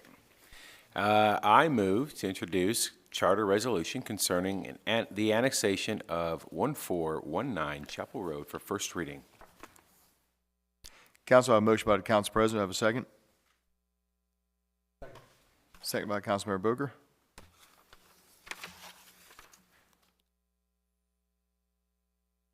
This is a motion to introduce a charter resolution concerning the annexation of 1419 Chapel Road. Questions or comments on the introduction? All those in favor say aye. Aye. All opposed say nay. Motion to introduce a charter resolution carries 6-0 in the affirmative. This is going to be charter resolution number 298. Charter resolution number 298. A resolution by the Mayor and City Council, Havre de Grace, Maryland, adopted pursuant to the authority of the Maryland Constitution, Article 11E, and the provisions of the annotated Code of Maryland Local Government Article Subtitle 3, Amendment or Repeal of Charter, and Subtitle 4, Annexation authorizing the legislative body of municipality annex property, extending the legislative body of municipality by resolution to amend the city charter, specifically Appendix A of the Havre de Grace City Charter by adding subsection A.39, the first 2023 addition to the city's boundaries, along with the legal description of the acres of land which will enlarge the boundaries of the city of Havre de Grace to include 1419 Chapel Road, consisting of a total of 15,725 square feet, more or less. Council, I have a motion to adopt Charter Resolution 298. So moved. Second. Motion by Councilmember Jones and seconded by the Council President. Questions or comments?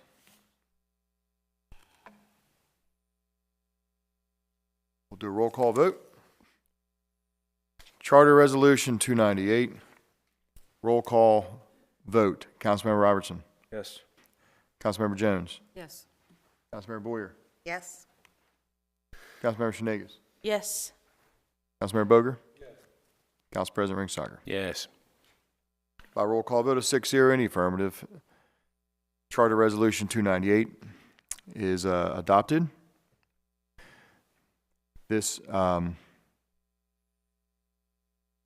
the first reading for the charter resolution, and we're going to have a public hearing, and there's a specified time of advertisement for this. So I believe the first public hearing that we should schedule should be on January 2nd. Yes, sir. Is that correct? Okay. So January 2nd, Council President? That works. Good? Looking at Okay. my calendar now. So this is a charter resolution. It will be advertised for a month, and we'll bring it back on January 2nd for a public hearing. takes us to item F. Go ahead. All right. Mr. Mayor, Council, I move to introduce charter resolution concerning the annexation of 1609 Pulaski Highway for first reading. Second? Council, I have a motion by the council president to introduce the charter resolution concerning the annexation of 1609 Pulaski Highway. Questions or comments on the introduction? All those in favor say aye. Aye. All opposed say nay. Motion to introduce charter resolution carries 6-0 in the affirmative. This is a resolution by the Mayor and City Council of Havre de Grace, Maryland, adopted pursuant to the authority of the Maryland Constitution, Article 11E of the provisions of the Annotated Code of Maryland, Local Government Article Subtitle 3. Amendment or repeal of Charter and Subtitle 4 annexation authorizing the legislative body of municipality annex property extending the boundaries of municipality by resolution to amend the city charter, specifically Appendix A of the Havre de Grace Charter by adding subsection A.39, the second 2023 addition to the city boundaries, along with the legal description of the acres of land in which will enlarge the boundaries of the city of Havre de Grace to include a property known as 1609 Pulaski Highway, plus a portion of the 30-foot wide right-of-way consisting of a total of 1.59 acres, more or less. Council, to have a motion to adopt Charter Resolution 299. So moved. Second. Motion by Councilmember Boker and seconded by Councilmember Jones. Questions or comments? Roll call vote on Charter Resolution 299. Council President. Yes. Councilmember Robertson. Yes. Councilmember Jones. Yes. Councilmember Boyer. Yes. Councilmember Shenegis. Yes. Councilmember Boker. Yes.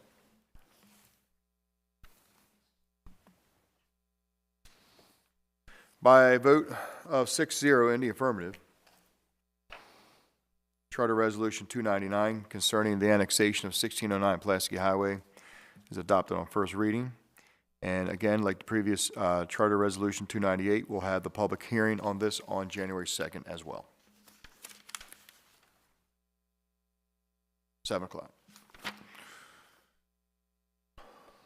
Okay, we're going to go to item 13, which is ordinances. This evening we have 6 ordinances, and we will start off with item A. And I'll hand that off to Councilmember Robertson. Good evening, Mayor and fellow council members. I move to introduce upon second reading Budget Amendment 2024-04. Second? Council, I have a motion by Councilmember Robertson, second by Councilmember Shenegis. This is a motion to introduce Ordinance 1128 on second reading. Questions or comments on the introduction? All those in favor say aye. Aye. All opposed say nay. Motion to introduce Ordinance 1128 on second reading carries 6-0 in the affirmative. 1128 is concerning approving budget amendment 2024-4 to fund the state bikeway grant and UMUC zoning district renderings. An ordinance by the Mayor and City Council of Havre de Grace by the authority of Article 11E of the Maryland Constitution, the local government article of the Annotated Code of Maryland, and Sections 37 of the Havre de Grace City Charter, for the purpose of amending the city budget for fiscal year 2024 to fund the state bikeway grants and University of Maryland Upper Chesapeake zoning district renderings. Council, I have a motion to adopt 1120 on second reading. So moved. Second. Motion by Councilmember Robertson and seconded by the Council President. Question or comments? Sir. Thank you, Mr. Mayor. Just to reiterate the gentleman's point under citizen comments, this is to give the administration authority to spend grant funding that was received for the bikeways, as well as the planning department to proceed with the drawings for the UMUC zoning district. Thank you, Councilmember Robertson. Any other questions or comments? Okay. Council, we're going to do a roll call vote on 1128 on second reading. Councilmember Boger. Yes. Council President. Yes. Councilmember Robertson. Yes. Councilmember Jones. Yes. Councilmember Boyer. Yes. Councilmember Shenegis. Yes. By roll call vote of 6-0 in the affirmative, Ordinance 1128 is adopted by council on second reading. Item B, Councilmember Robertson. Thank you, Mr. Mayor. Mr. Mayor, fellow council members, I move to introduce on first reading Budget Amendment 2024-05. Second. Council, I have a motion by Councilmember Robertson, seconded by Councilmember Shenegis. This is a motion to introduce an ordinance, a budget amendment ordinance. Questions or comments on the introduction? All those in favor say aye. Aye. All opposed say nay. Motion to introduce a budget amendment ordinance carries 6-0 in the affirmative. Council, this is going to be ordinance 1130. An ordinance by the Mayor and City Council of Havre de Grace by the authority of Article 11E of the Maryland Constitution, the local government of Article of the Annotated Code of Maryland, and Sections 37 of the Havre de Grace City Charter for the purpose of amending the city budget for fiscal year 2024 to address reallocations of funds for the city of Havre de Grace for fiscal year 2024.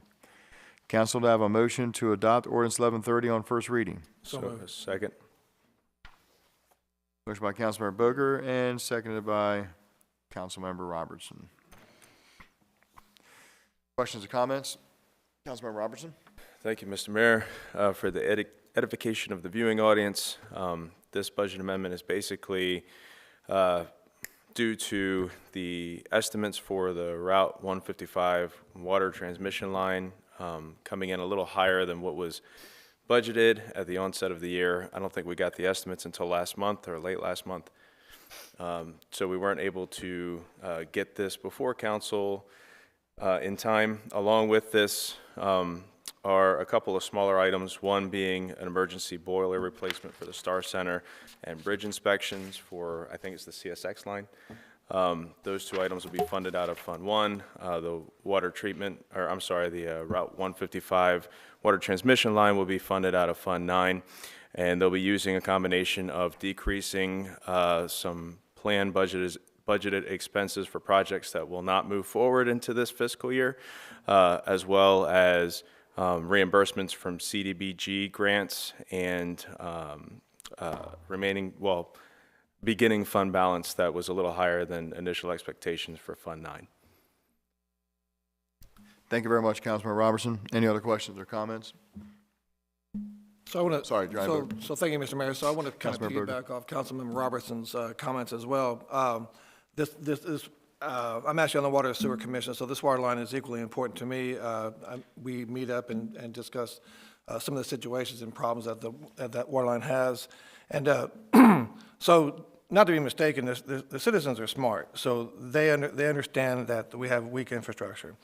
And the ones who aren't really read into it, they know when they turn the spigot that they're going to have the right amount of pressure and the best water and sewage that anybody has to offer. And sometimes it just happens, without thought, right?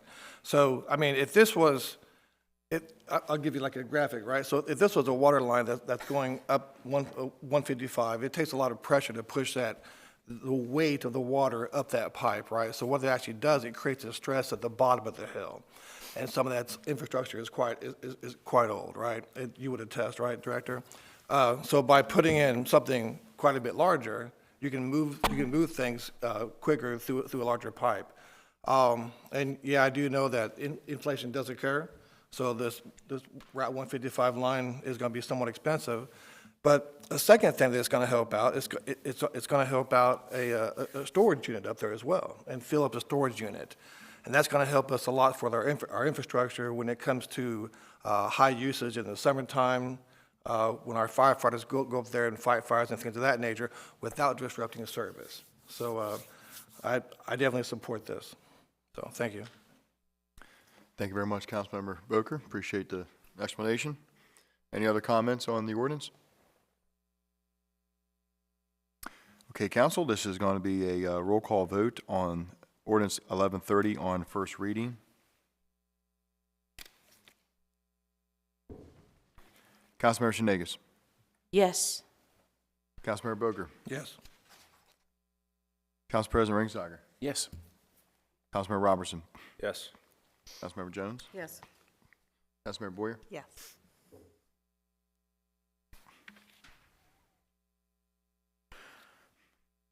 By roll call vote of 6-0 in the affirmative, ordinance 1130 is adopted on first reading. Council President, we good for the next meeting for this one? That would be the 4th. Yep, December 4th at 7 o'clock, proceeding to council meeting. We'll have the public hearing on ordinance 1130. Thank you. And item C, Council President. Mr. Mayor, Council, I move to introduce ordinance concerning accepting a deed of dedication for property between Bully Rock Circle and Scenic Manor for first reading. Second?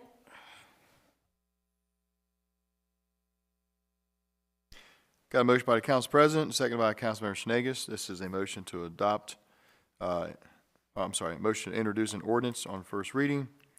Questions or comments on the introduction?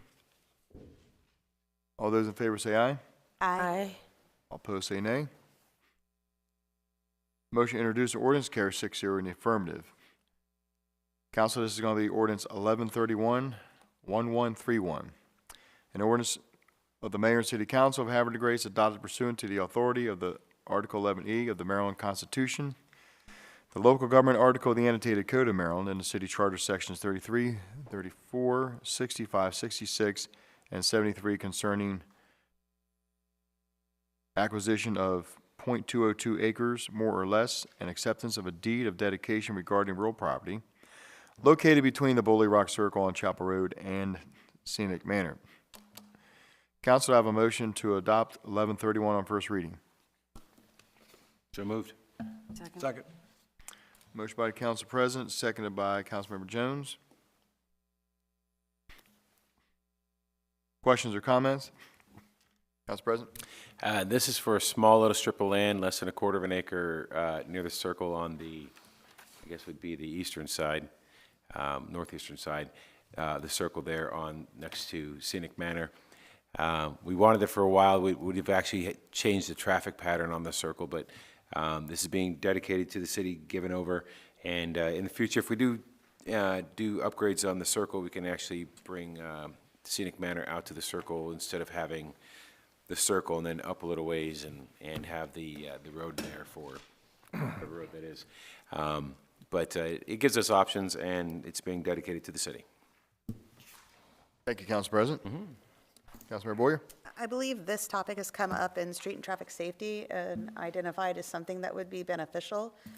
Just wanted to make sure everybody was aware of that. It was something that was that is on the radar, as well as an issue in that area in regards to, I guess it's mainly the turn lanes through there and confusion. That's it. Thank you.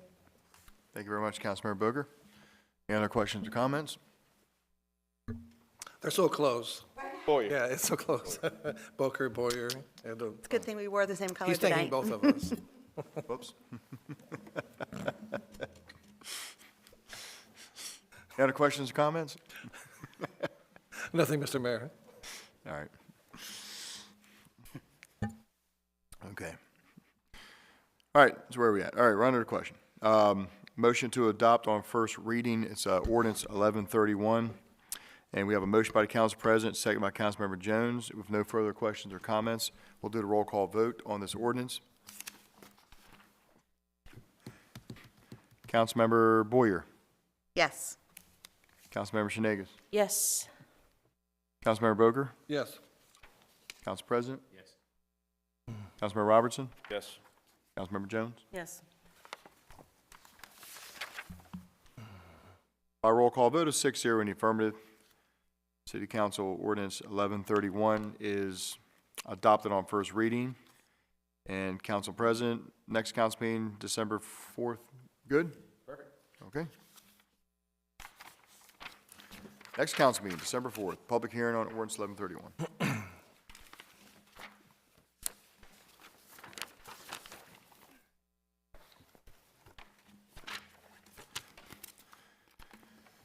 Okay, we'll go to item D. And I'll hand it off to Councilmember Schnagus. Thank you, Mayor, Council. I move to introduce ordinance concerning amending Section 205-13, zoning, definitions, in the first reading.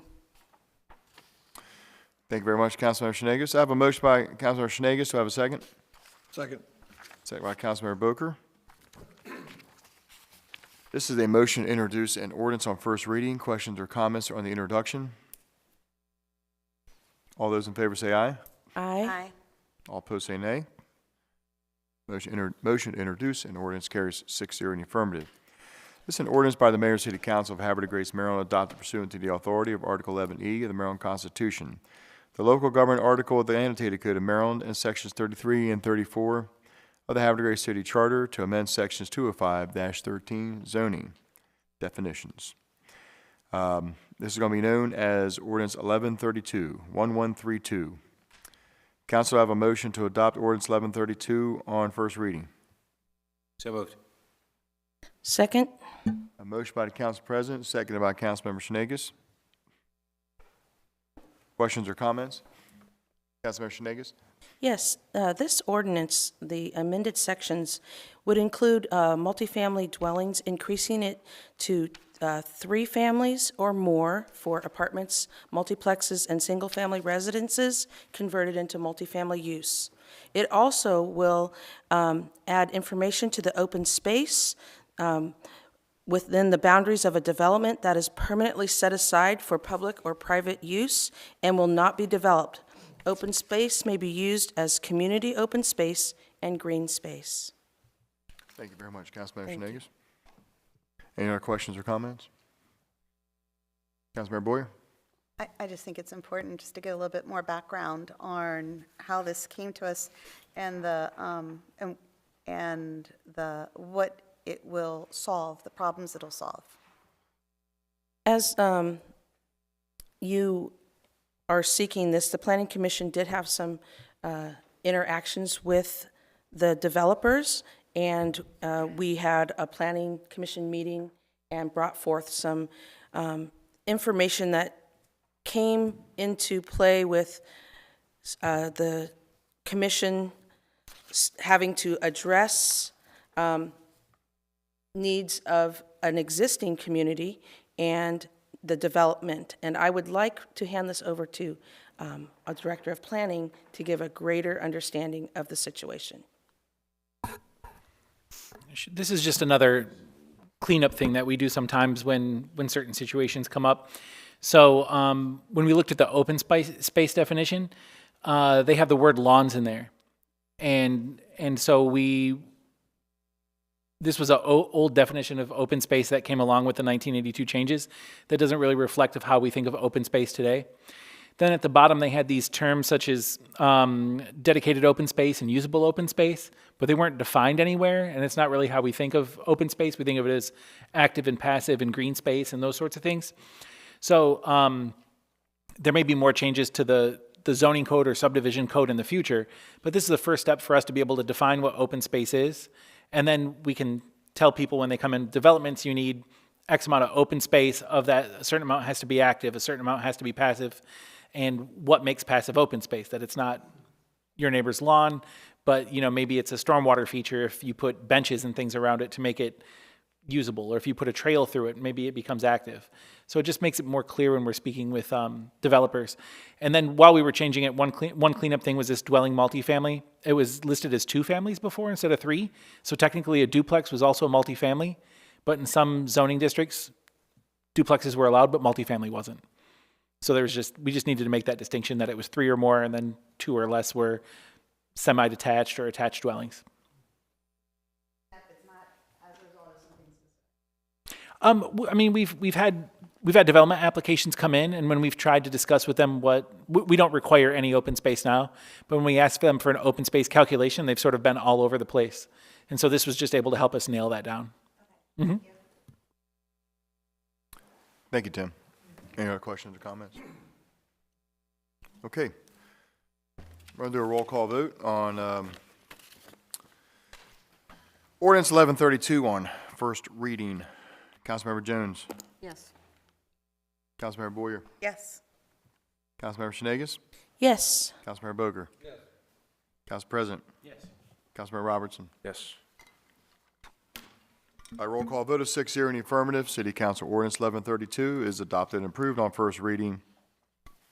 And Council President, can we put this on December 4th? It sounds good. Okay, this will be on December 4th The public hearing for ordinance 1132 will also be on the next council meeting on December 4th. We'll start at 7 o'clock after ordinance 1130 and 1131. Okay. Item E, Councilmember Boger. Thank you, Mayor Martin. I move to introduce amendment to Chapter 2, Adequate Public Facilities, and Chapter 198, Water and Sewers. Council, I have a motion by Councilmember Boger. Do I have a second? Second. Second by Councilmember Boyer. Shenegas. Oh, was that? I'm sorry. Yes, sir. All right, that was Councilmember Shenegas. My left. Okay. All right. Council, I have a motion by Councilmember Boger, second by Councilmember Shenegas. This is a motion to introduce an ordinance. Questions or comments on the introduction? All those in favor say aye. Aye. All opposed say nay. Motion to introduce resolution carries 6-0 in the affirmative. This is going to be known as ordinance 11. Motion to introduce an ordinance. Sorry about that. I call it resolution. Motion to introduce an ordinance carries 6-0 in the affirmative. This is going to be known as ordinance 1133-1133. An ordinance by the Mayor and City Council of Havre de Grace, Maryland, adopted pursuant to the authority of Article 11E of the Maryland Constitution, the local government article of the annotated Code of Maryland, and sections 33 and 34 of the Havre de Grace City Charter, to amend Chapter 2, Adequate Public Facilities, and Chapter 198, Water and Sewers of City Code.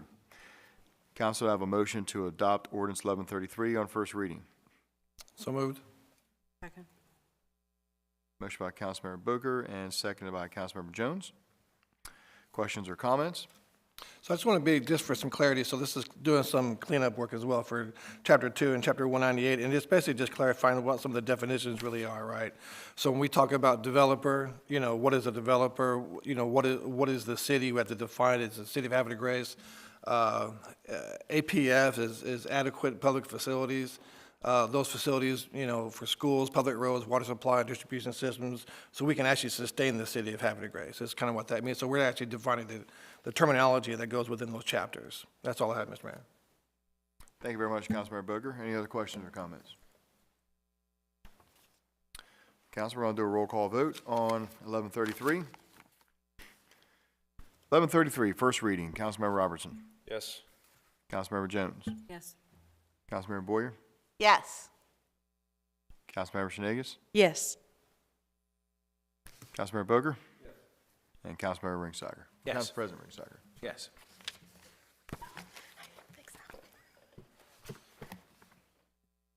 By roll call vote of 6-0 in the affirmative, City Council Ordinance 1133 is adopted on first reading. December 4th still looking good? That looks good to me, sir. All right. 7 p.m. Thank you for being accommodating. Appreciate it. All right. Public hearing on 1133 is going to be on December 4th before the council meeting, 7 o'clock. In our last ordinance this evening, item F, Councilmember Shenegas. Thank you, Mayor, Council. I move to start over again. Good evening, Mayor, Council. I move to introduce ordinance concerning amending portions of City Code, Chapter 151, regarding electronic signs in the first reading. Council, I have a motion by Councilmember Shenegas. Do I have a second? Second. Second by Council President. This is a motion to introduce an ordinance on first reading. Questions or comments on the introduction? All those in favor say aye. Aye. Aye. All opposed say nay. Motion to introduce an ordinance carries 6-0 in the affirmative. An ordinance by the Mayor and City Council of Havre de Grace, Maryland, adopted pursuant to the authority of Article 11E of the Maryland Constitution, the local government and land use articles of the annotated Code of Maryland, and sections 33 and 34 of the Havre de Grace City Charter to amend portions of City Code Chapter 151 regarding electronic signs. Council, I have a motion to adopt ordinance 1134 on first reading. So moved. Second. Motion by the Council President, second by Councilmember Shenegas. Questions or comments? Councilmember Shenanigans? Yes, this ordinance is designed to have electronic message centers that shall be permitted on municipal property as approved by the City Council and at any property housing emergency services. The electronic message centers that are located at an emergency service location may provide advertisement that support the mission of the service. Additionally, the city administration shall have the ability to use the signs as a means of outreach for public safety information. Thank you very much, Councilmember Shenanigans. Any other questions or comments? Council President?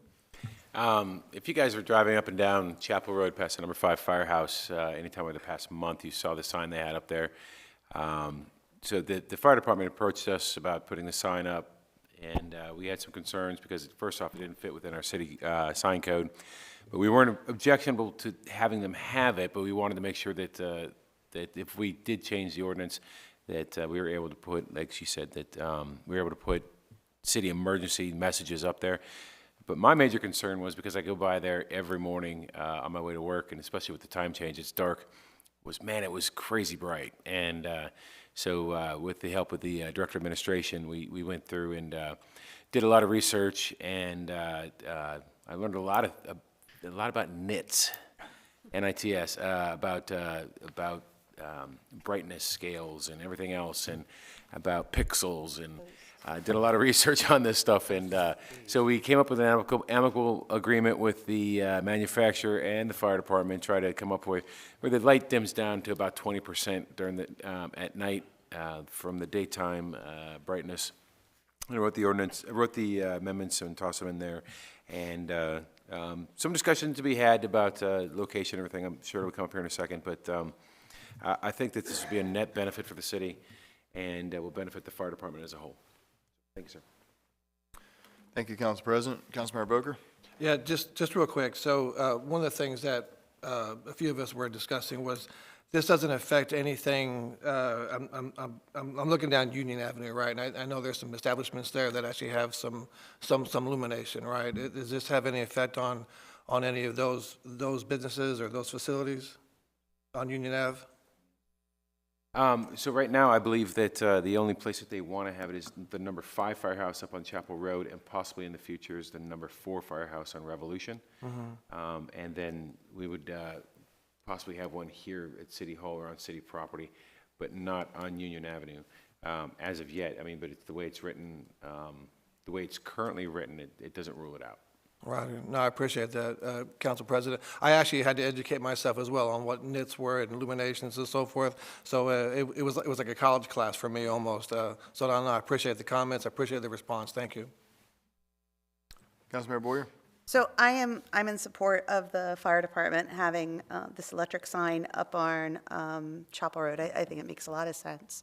Where my concern lies is that it opens up the door just slightly so that we could potentially have an electric sign within the historic district, specifically Union Avenue. I've talked to the council president about it. His recommendation is to talk to administration and to our lawyer to make sure that the proposal that I have, which would be simply carving out saying except in the RO district, would be appropriate in order to make it very clear for future generations that we have discussed it, that we have a consideration that protecting the downtown historic area is very important to us when it comes to the electric signs. Now, again, at some time in the future, maybe technology will change where it would be a different situation, and at that time, maybe we could change legislation again. But in my mind, protecting Union Avenue and the historic nature of Union Avenue is paramount. And having this little door open, allowing an electric sign on Union Avenue potentially at the firehouse. And even though they don't want it, I get it.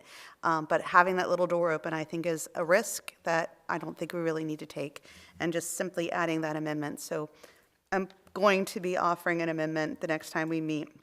And I'll run it through legal, et cetera, to make sure that it qualifies for everything. That's it. Thank you. Thank you, Councilmember Boyer.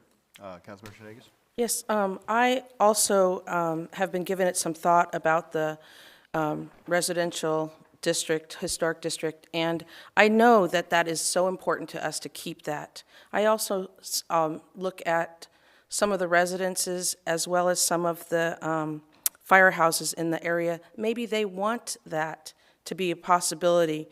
It's very useful, it's informative, it's helpful for people that maybe only get their information from, online or the website. So I just want people to please keep in mind that to be open-minded, and there can be ways of having signage in a historic district that would be more amenable to the setting. So, but I understand that people are concerned that it would take away from that historic presentation.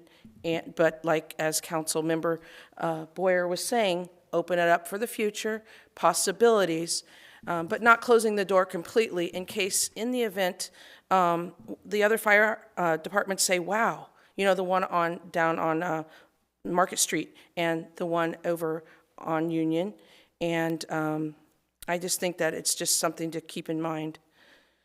So, possible outcomes that could, be a little bit different. The signage sign as it is right now is 8 by 12.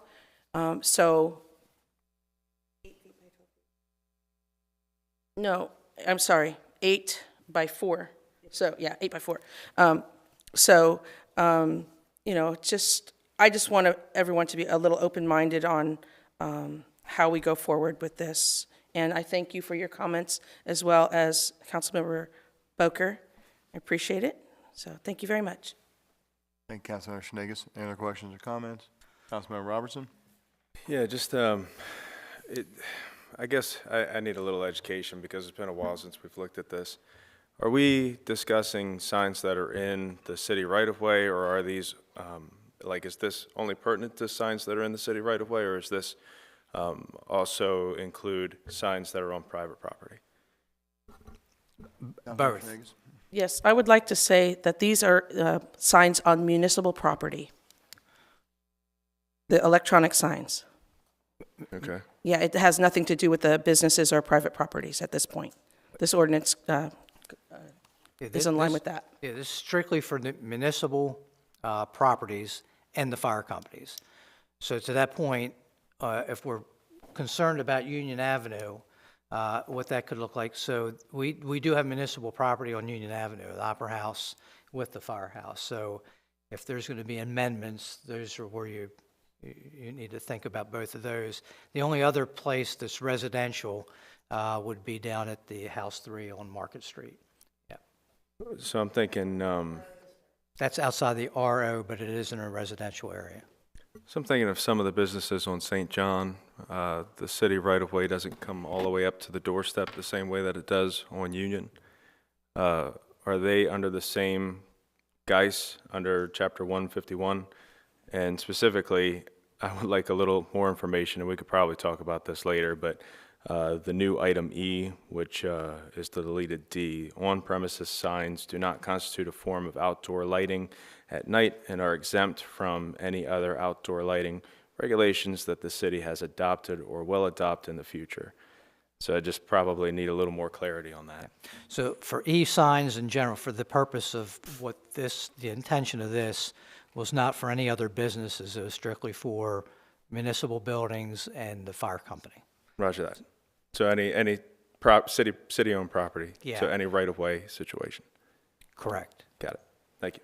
Mine's in an R1. Councilmember Schnegas? Yeah, one last comment. Do keep in mind that the dimming scenario is a part of this situation where everyone was talking about the NITs, the illumination. It will be decreased immensely from 8,000 to 5 to 800 candle power per unit square meter. So it will not brighten up your night. It'll be dim, but enough to get information out if someone's driving home at 10 o'clock at night, or they need public information, or even need to find a safe place like a fire department, or a police station, etc. So I think that we need to keep that in mind as well. Thank you. Thank you. Councilmember Jones. Yeah, I was just also going to say that in consideration for the signage being bright or annoying, that we have operational hours from 10 to 6, and just wondering how those hours came to be, like, why did we choose that time period? From other model ordinances. Okay. Yep. So that's something that could also be adjusted if we think that's an issue. Any other questions or comments? Council, this is ordinance 1134, first reading. Motion by the council president, seconded by Councilmember Shenanigans. This will be a roll call vote. Council President. Yes. Councilmember Robertson. Yes. Councilmember Jones. Yes. Councilmember Boyer. Councilmember Shenanigans. Yes. Councilmember Boger. Our roll call vote is 6-0 in the affirmative. City Council Ordinance 1134 is adopted on first reading.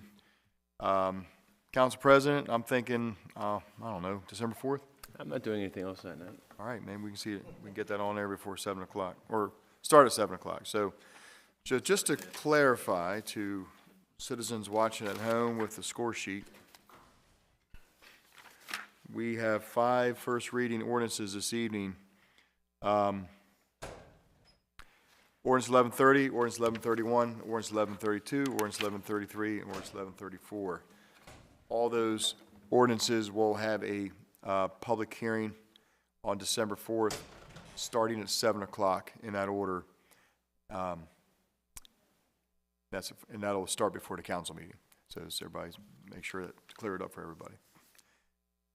Okay, I'm sorry, but that's it. That's all we have for ordinances.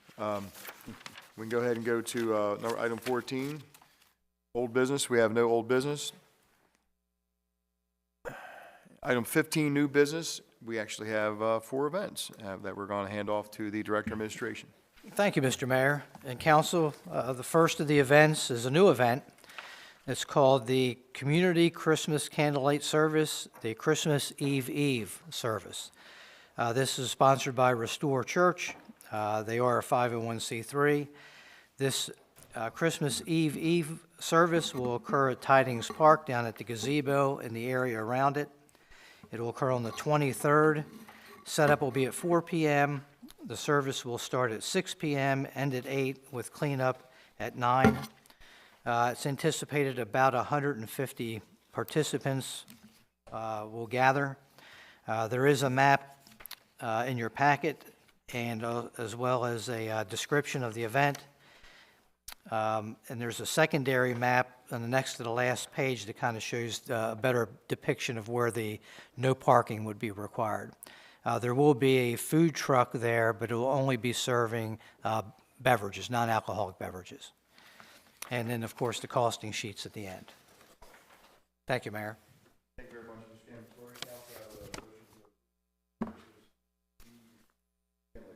So moved. Second. Your mic is off, Bill. I have a motion by Councilmember Robertson, seconded by Councilmember Boger. Questions or comments? All those in favor say aye. Aye. All opposed say nay.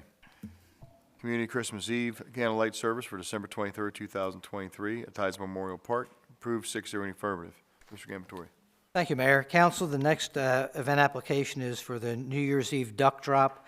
This is sponsored by the City of Havre de Grace and the Susquehanna Hose Company. Bob Denton from the city and Ed Granger will be the points of contact. The setup will begin on New Year's Eve at 8 p.m. down at Concord Point Park. The event starts at 10 p.m. It's over at 12:30 a.m. There'll be about 1,000 people anticipated in attending. There will be no food service, no alcohol service. There will be a DJ, our Jeff Thompson is the DJ and announcer. The no parking signs are indicated within your packet, as well as the costing sheet. Thank you, Mayor. Thank you, Mr. Gambatoria. Council, I have a motion to approve New Year's Eve. So moved. Second. I'm sorry, who was the first motion? Council President. Okay, Council President, then Councilmember Snegus.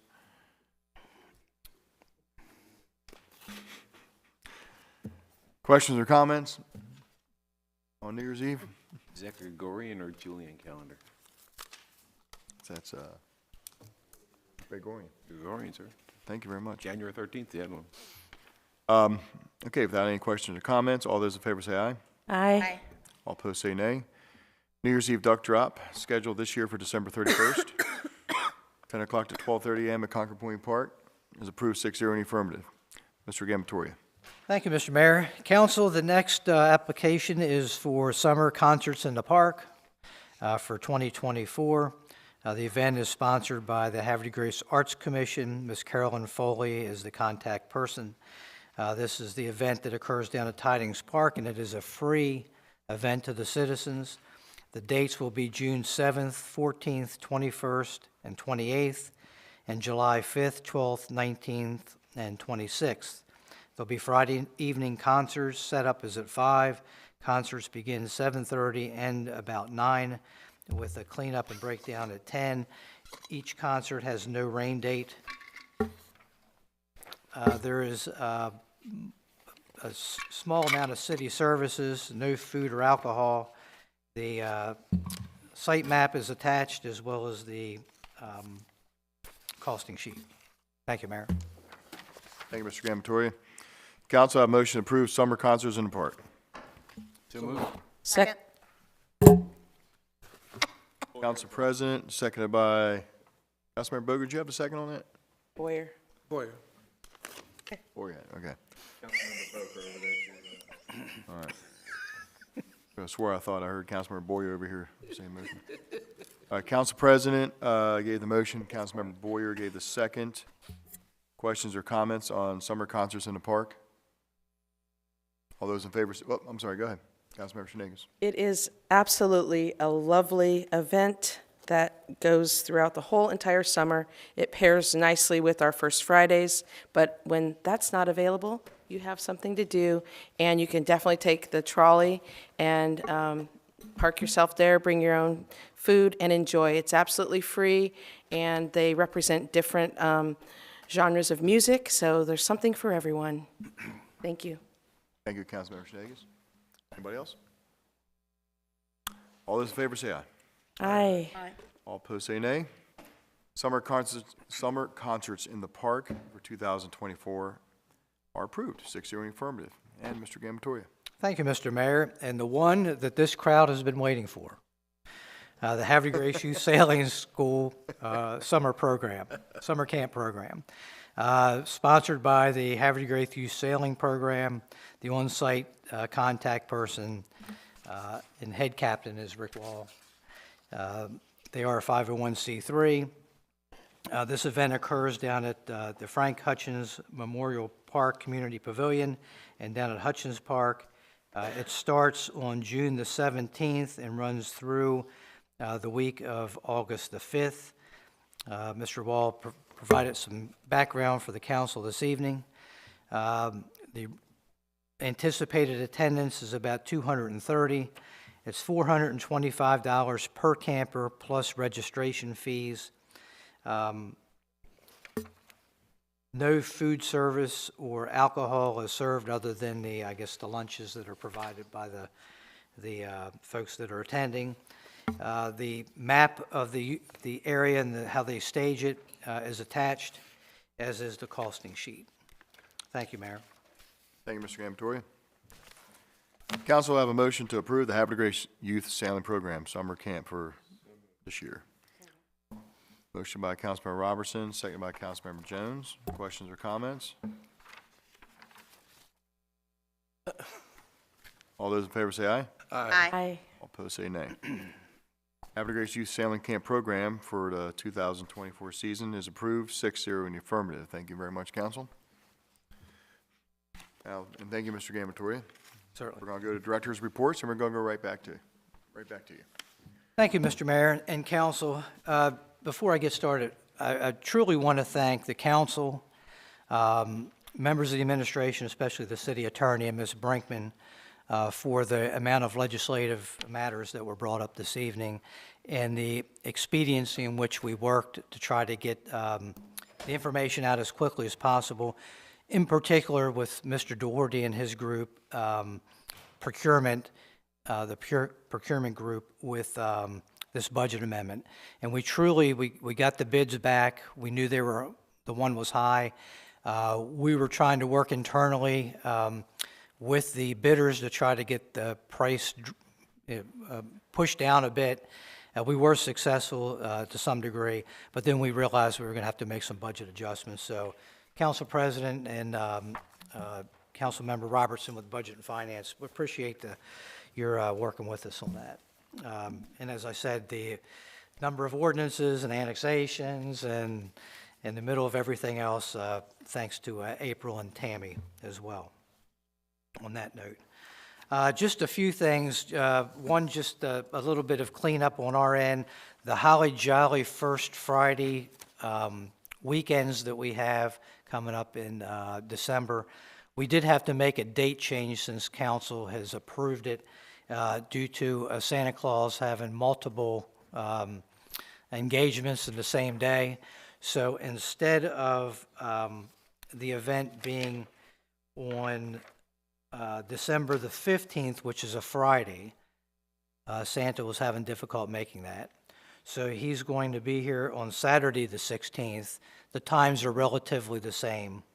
Rather, the original date was 4 to 9. The new time will be 3 to 8.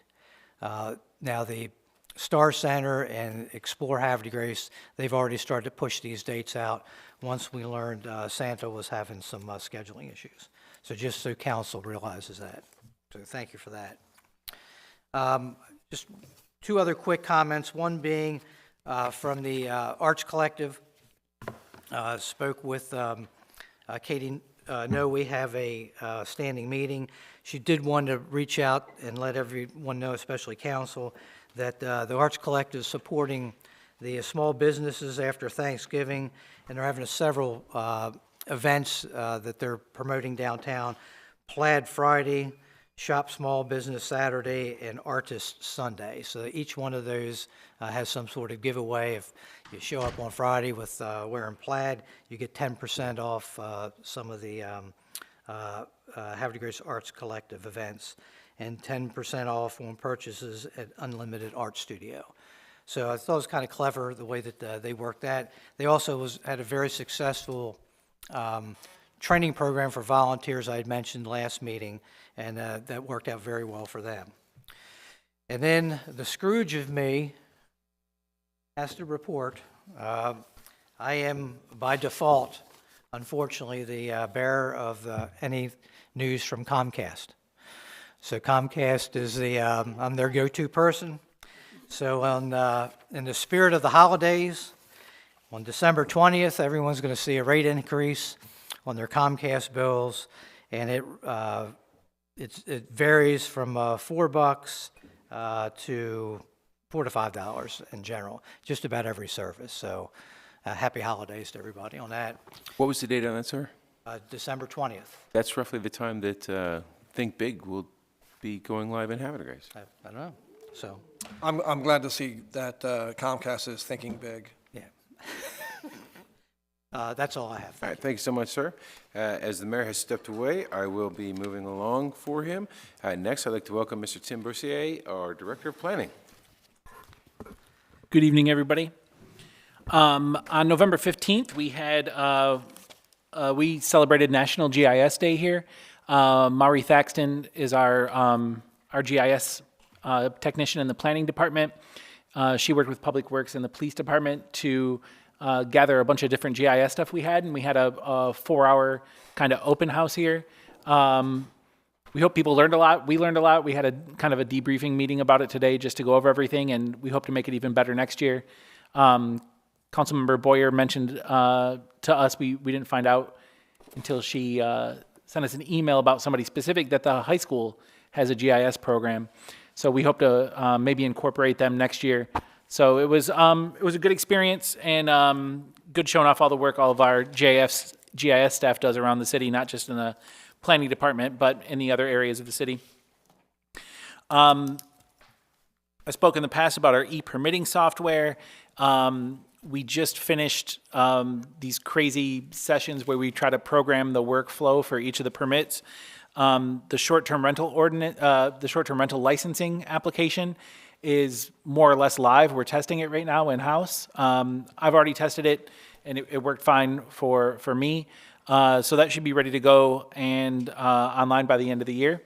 The great thing about this is it does take time once you sit down and start doing it, but under our contract, we're not charged any money until the program is live, and we're happy with it. So while we've been going through it and building the software and going through the process, the city hasn't been charged any money. And thank you again for passing the ordinance tonight for the budget change, for the renderings for the hospital project, and also the money for the bikeways. Tomorrow we have our first question and answer period with prospective consultants that are interested in the project. So we'll meet with them tomorrow, and then they'll put in their actual bids in December, and hopefully by the end of the year we'll know who will be going forward with this important project. That's it for me, unless anybody has questions. All right. Any questions? Yeah, please. So the GIS program is at Jobbatown High School. Thank you. And they would be an incredible resource because they're always looking for GIS projects for you. And I know between you and DPW, there's probably a lot of things that need to be identified within the city. They also would be a good resource of apprentices in regards to GIS. Great. Thank you. Outstanding. Thank you. Next up, we have Miss Bridget Johnson, Director of Economic Development and Tourism. Good evening, ma'am. Excuse me. Good afternoon or evening, Mayor, Council, citizens at home. A couple of quick updates. On Wednesday, November 8th, we celebrated the ribbon cutting opening for Mercantile Processing Incorporated. They are located at 510 Revolution Street. This company has been located in the city of Havre de Grace for 4 years. It was in a smaller location, so this was part of their expansion. If you haven't had an opportunity to see the new facility, please stop by. They are very open and welcoming to the city of Havre de Grace and the residents and, of course, the council. They specialize in payroll solutions, tax filings, credit card processing, e-commerce, and integrated payments, and a host of other services. So I wanted to say publicly thank you to Mercantile Processing. I say to every business at every ribbon cutting, you could have located anywhere you wanted in the world or in the county, and you chose Havre de Grace, and we thank you. Additionally, the Main Street Coordinator, Pam Sickenberger, who works out of our tourism office, has officially taken over the facade and fit out grant program from me, which is very helpful to me. We received an application last week. We actually saw that building on the presentation tonight. It is the awning. So it is good to see our small businesses taking advantage of a grant program that is in place for them for facade and interior fit out. So the name of the business is Anita's Treasures. Yes. And we look forward to her opening as well, and hopefully her application will be approved. The final say comes from the Maryland Historical Trust. The last day to sign up for the holiday parade is tomorrow, Tuesday, November 21st, by close of business. So anyone listening, and if you are interested in being in the parade, please stop by the Visitor Center or call the Visitor Center at 410-939-2100. We also have the application on Explore Havre de Grace. We had people as late as today signing up to be in the parade. And again, tomorrow is the last day to sign up. Last but not least, we have a host of events and things coming up in the city, but wanted to remind everyone this year again about the horse-drawn sleigh rides. There is only one day to sign up for reservations. It is first come, first serve. The date is Wednesday, November 29th, between 4 p.m. and 6 p.m. You can sign up in person at the Visitor Center or by phone. within those 2 hours, this will be sold out. We have people calling now. The carriages will run in a loop, and they leave every 10 minutes, and we wish that we could accommodate everyone, but this is already exceeding our expectations. So again, that's the horse-drawn sleigh rides, and please call the Visitor Center or stop by. Wednesday, November 29th, 4 p.m. to 6 p.m. It's the only time you can sign up. First come, first serve. And that is all I have for tonight, unless there's any questions. Any questions for Ms. Johnson? Councilmember Shenegis? Yes, Ms. Johnson, have you contacted the weatherman in hope for snow? Yes, I have a direct contact with Dr. Kringle here, and we are promised, I don't think we're having snow. I'm sorry. Thank you. Okay, you're welcome. Any other questions? Thank you, Ms. Johnson. Good evening, Mr. Horty, Director of Finance. Good evening, Mr. Mayor, council, citizens at home. First, I'd like to also thank the council for moving forward on both the two budget amendments. They're both very important. And I'd like to echo my fellow Director Grinch, who talked about really what a collaborative effort putting together 05. And I think it bears noticing that we're at the point in Fund 9 where we're having to drop programs to make the more important programs come forward. So we are going to be looking and working hard in the upcoming budget year to try to get these other projects back on schedule. So realize they are important, but this is such a critical project itself, the 155 pipeline, that it really has to take priority, and I'm happy to hear that you guys see it for what it is, which is a vitally important program. Now for the current status of the major funds, the general fund. Since my last report, we have collected just under $525,000 in revenue, and we've spent about $1,250,000, so that the fund has dropped about $740,000 to just over $8,805,000. The water and sewer fund, we have picked up almost $1.3 million in revenue since my last report. We've spent about $300,000. The fund itself has gone up to about $970,000, so it's up at a little over $4.65 million. So it's it was a good couple of weeks for that fund. The Marina Fund, we have earned revenues, primarily fuel sales and the like, of just under $35,000, and we have spent just under $10,000, so the fund has increased about $25,000 to almost $530,000 as we sit here today. And that's the current status of the three major funds. Thank you, George. Any questions for Mr. DeHorty? Thank you, sir. Yes, sir. We will now go to the Department of Public Works, Director Melizer. Thank you, Mayor, Council President, council members, citizens. Before I begin, great job to Councilmember Shenegis for her Marina Commission presentation. I think we have an excellent group of problem solvers that come together, and it's a great forum at the Marina Commission with different points of view. Looking forward to the feedback and what we can accomplish in the new year. Three quick things. I want to talk about ordinances, operations, and our upcoming Lily Run meeting. I'd like to thank the council for the ordinances, as mentioned by the other directors, and the budget transfers, which are critical to city operations. So thank you for that. We do appreciate the ongoing support. A few housekeeping notes on operations. Bartenfelder's waste collections is going to run 1 day later than normal due to the Thanksgiving holiday. So Thursday's pickup will move to Friday. Friday's pickup will move to Saturday. We've finished up flushing operations. Water fountains have been winterized, and importantly, holiday decorations are up, to include the ribbon at Concord Point Lighthouse that went up this morning. Great job to John Allen and Ethan for putting that up this morning. Lastly, if you're not eating apple pie and ice cream at Webster's United Church tomorrow night, please join us for the Lily Run project meeting. That is November 21st, 6 p.m., and this is to determine if we're going to move forward with the project, so it's very important if you come out.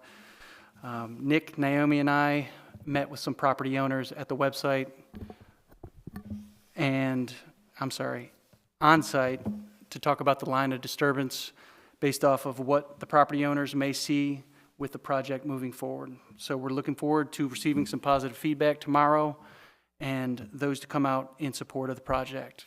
That is all, Mayor. Thank you, Mr. Milazar. Any questions? City Hall Council Chambers, 6 p.m. See you tomorrow. Any other questions? Thank you, EJ. Thank you. And good evening, Chief. Good evening, Mayor and Council. I just want to remind everybody, Thanksgiving traditionally is one of the busiest times of the year when everybody goes traveling to see their families and friends, and everybody wants to get together and enjoy the season, and that's really great.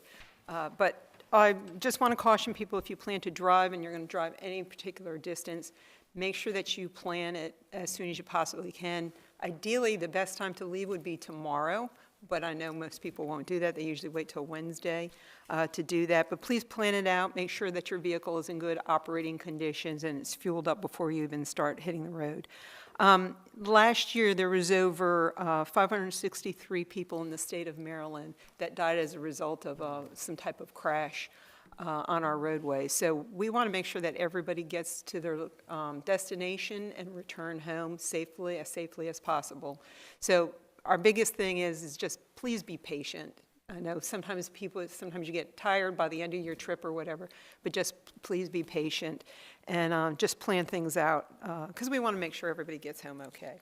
The other thing I want to do is I want to thank the mayor and the council members, the director of administration, those who were able to attend the police department awards and recognition evening last Thursday. We really do appreciate it. We've got some amazing police officers that do such great work, and it was very important to recognize them. So thank you for taking that time to attend that function. And finally, last but not least, I want to congratulate the Havre Grace Women's Varsity Soccer Team for winning the Class 1A state title. Their 1-0 victory over Perryville.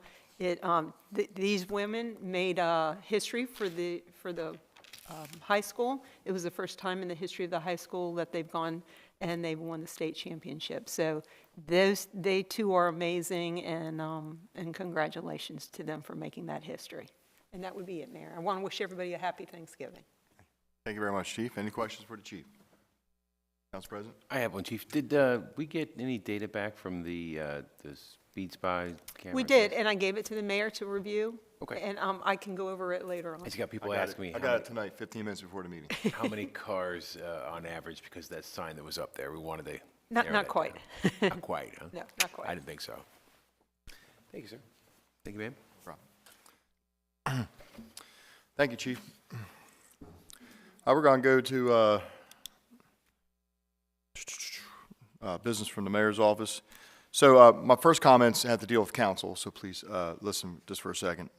At the last council meeting, we adjourned to a closed session meeting to discuss several matters. One of them was the contract extension of the venerable Mr. George Doherty, and the council came to a pretty swift agreement, but we need to come out on the dais to approve the contract officially. Does any council member here like to make a motion to approve Mr. Doherty's contract? So moved. I make a motion that we approve Director of Finance, Mr. George Doherty, for the ensuing tour. I have a motion by Councilman Booker. Do I have a second? Second. Second by Councilmember Shenegis. Questions or comments? Councilmember Boyer? This is the opportunity for us to gush about George. So I want to first say that I have found him to be extremely helpful, forthright, and really good at providing the information in a dumbed-down version so that I could easily digest it, and I truly appreciate it. I find that your council is on the spot all the time, and I truly appreciate your service to our city. Thank you. Thank you, Councilmember Boyer. Councilmember Shenegis? And I would like to add to that, yes, George, your layman's terms to new council, people coming in wanting to learn more about the Budget and Finance Department and anything else that you have gained in knowledge, you are there with open arms and you are also there to listen at the same time. We appreciate you so much and look forward to going into this next year with you on our team. Anybody else? Thank you.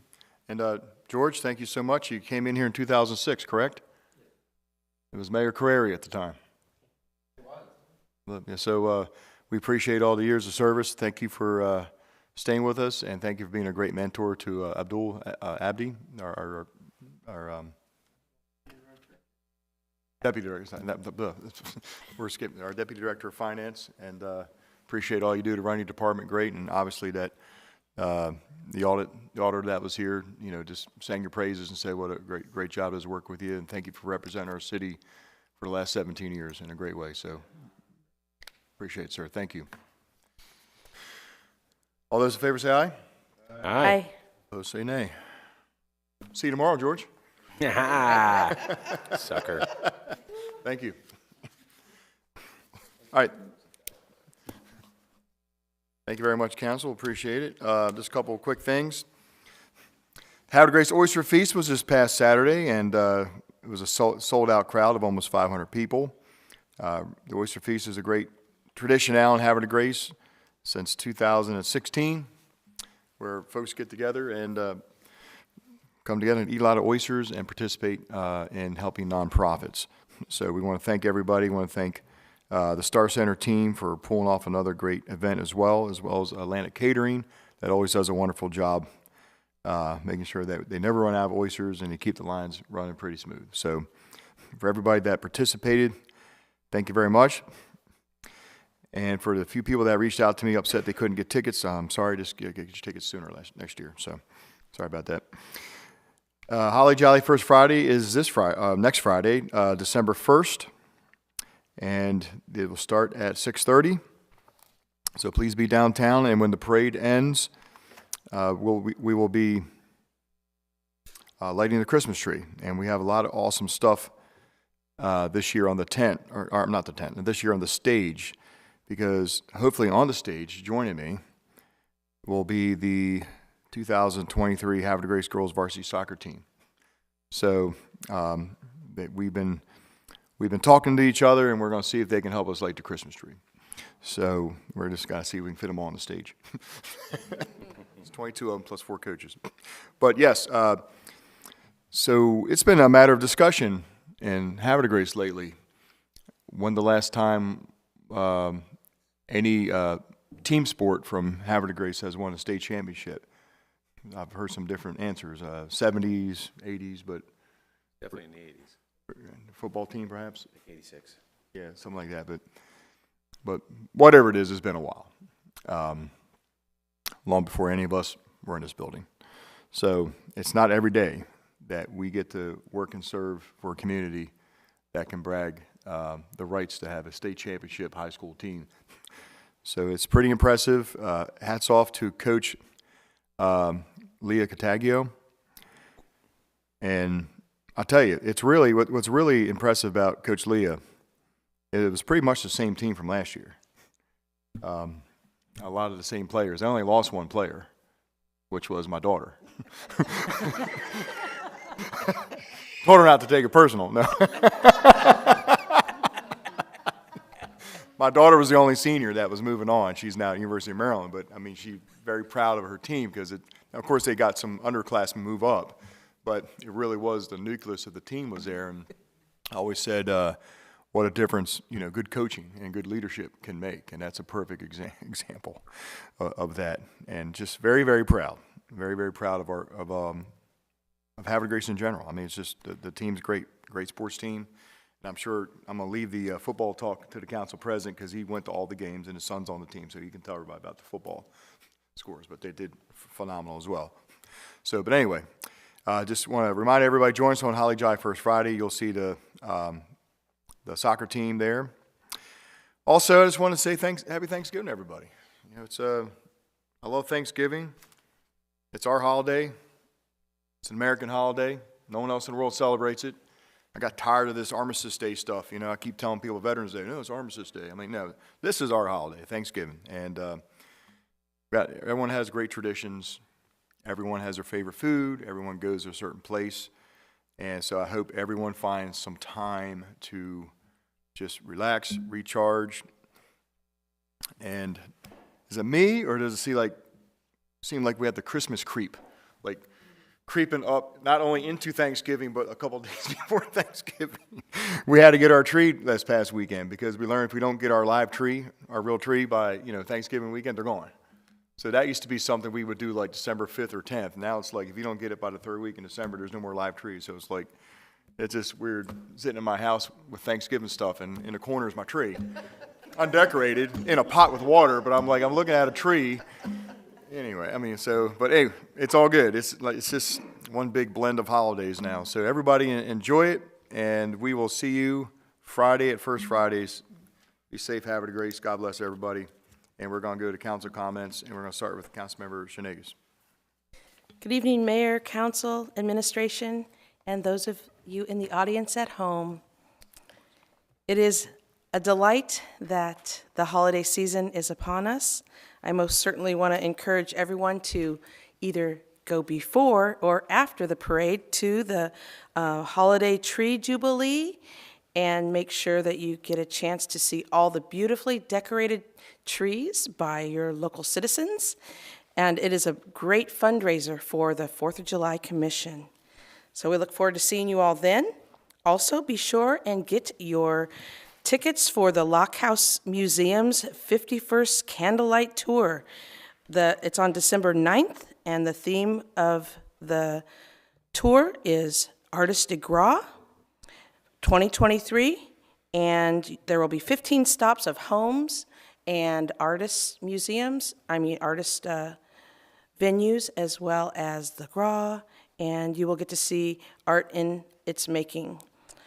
And I would like to say that this is an honorary tradition, 51 years. It's amazing. I know that it takes a lot of work, and it's meant to be. It's cold, but it is nice, and it just warms the spirit. And I hope everybody has the opportunity to at least get out and see the lights. If you're not able to make the tour, walk down Union Street. It's beautiful.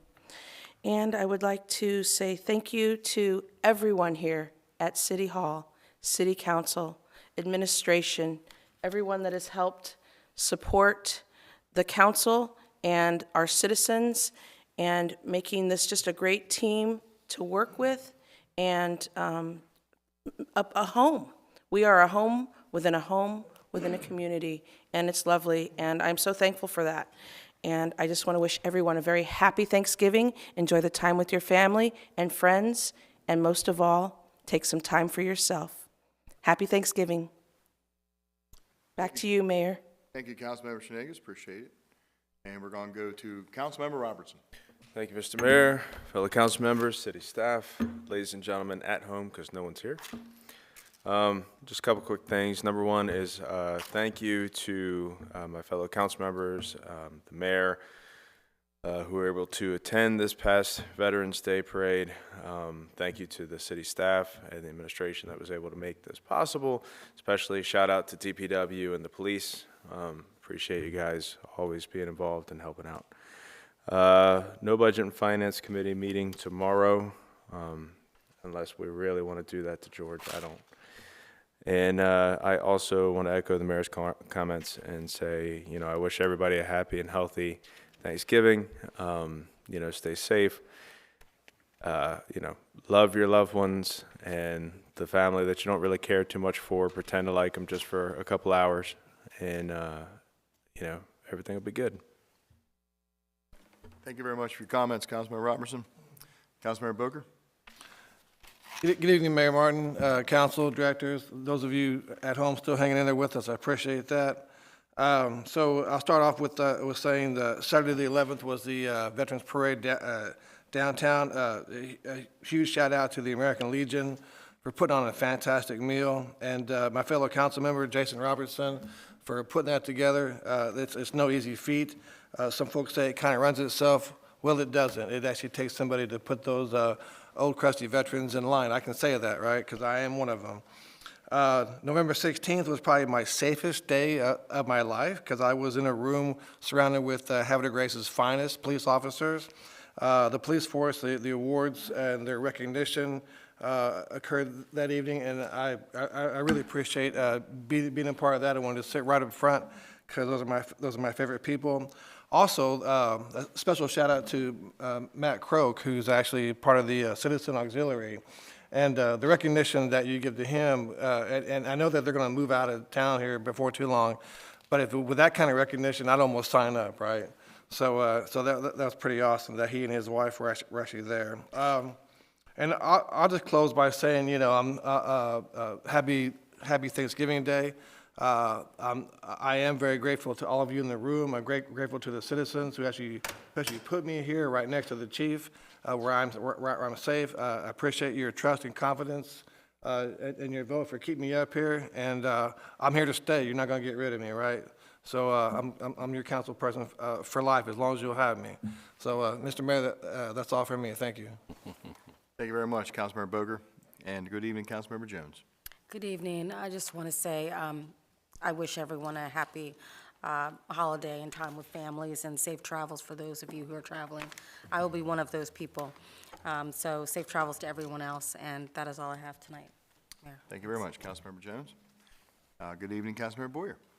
Thank you, Mayor. We have a couple of things coming up. We're going to have the Street and Traffic Safety Committee meeting at 6 p.m. on the 27th of November at the Colored School, and one of the topics will be reviewing our recommended list of sidewalk improvements throughout the city. So we'll go over that list and provide that to the mayor.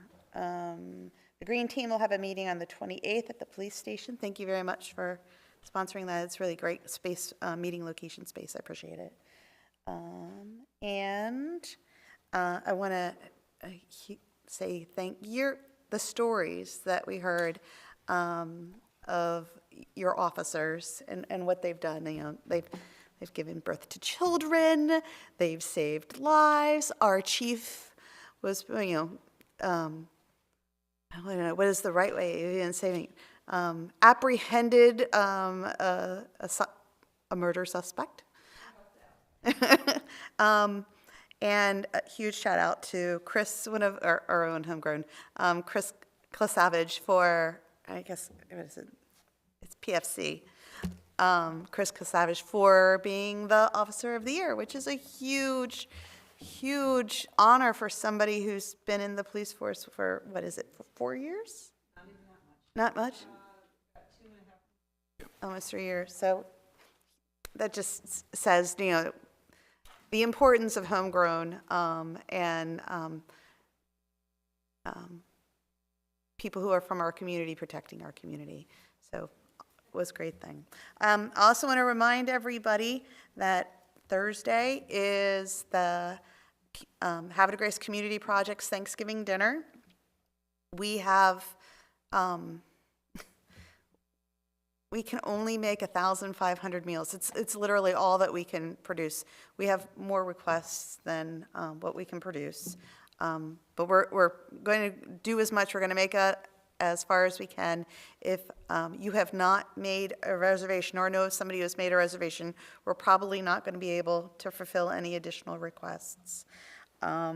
Delivery is our biggest need, and if you are interested, please come to the visitor center, or not, the community center around 9 o'clock on Thanksgiving morning.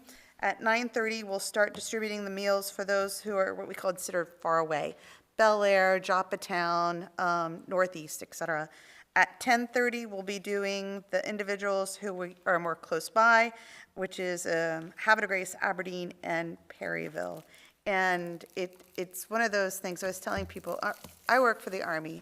A big thing for the Army is working as a team. And I tell everybody, you have not seen teamwork until you see people who have never worked before together coming in without specific assignments, but somehow all work cohesively as a unit to turn around meals for 1,500 people within a 4-hour period of time with complete success, to the point that you don't even, it's so smooth, it's amazing. And it's because of the people in Havre de Grace and our point of view that we take care of people in our community, and we volunteer, and that's just what it is to be from Havre de Grace. So ahead of time, thank you all for those who are volunteering. Thank you for everybody who donated. We came in the pinch and got all the rolls that we needed. That was a little scary there for a little bit, but all is going well, and look forward to having wonderful things on Thanksgiving morning. Thank you. Thank you very much, Councilmember Boyer. And we now go to the council president. Mr. Mayor, council, all the directors, everybody here, everybody in the audience, wow. I got to say, I love being from Havre de Grace, and I love the people from Havre de Grace, but sometimes there are some jerks out there, because our brand new ramp on Water Street, I got a call the other day from a friend saying that he and his bass group were out there, and it was exceptionally low tide, and they noticed there were some huge boulders that were in the water on the ramp. And I'm talking like huge, big ones. A bunch of little smaller ones too. People just knocked off and threw it in there, I guess as a prank or a joke. But that was, I guess, what, Friday night I called you about that. And Sunday I was coming back from doing a couple things around town, and I drove down there to look, and it was low tide. And I said, whatever, all right. So I waded out into the water, very cold, about mid-thigh, and I moved all the rocks. I was really upset. There were a bunch of them about, upwards of basketball size to some softball. I mean, probably about 12 small ones, and then one really big one, which I couldn't move. I mean, I've always wanted to be the world's strongest man, do the Atlas Stones or something, but that was not for me. But I did get it to the side, and I think you guys came and moved it later, right? So I thank you so much for that. But, this is your community. Why would you do something like that? It just stuns me. But whatever. I was a kid once, too. Whatever. Thank you to DPW for taking care of the rest of that, and, I don't know, do better. So moving along, talking about the candlelight tour, did you know that on Lodge Lane behind Vandiver, there's going to be live music at our very own Jimmy Burrell's garage? He's on the tour. His band, Hushdown, will be there playing, banging out some Godsmack, and I don't know, you play Godsmack, but definitely some Black Sabbath, right? So good music, good stuff. No, it's a blast. And you got to see his collection of stuff in his garage. Christmas music, yeah, absolutely. Mannheim Steamroller, yeah. I'm sure Ozzy Osbourne had something like that. I don't know.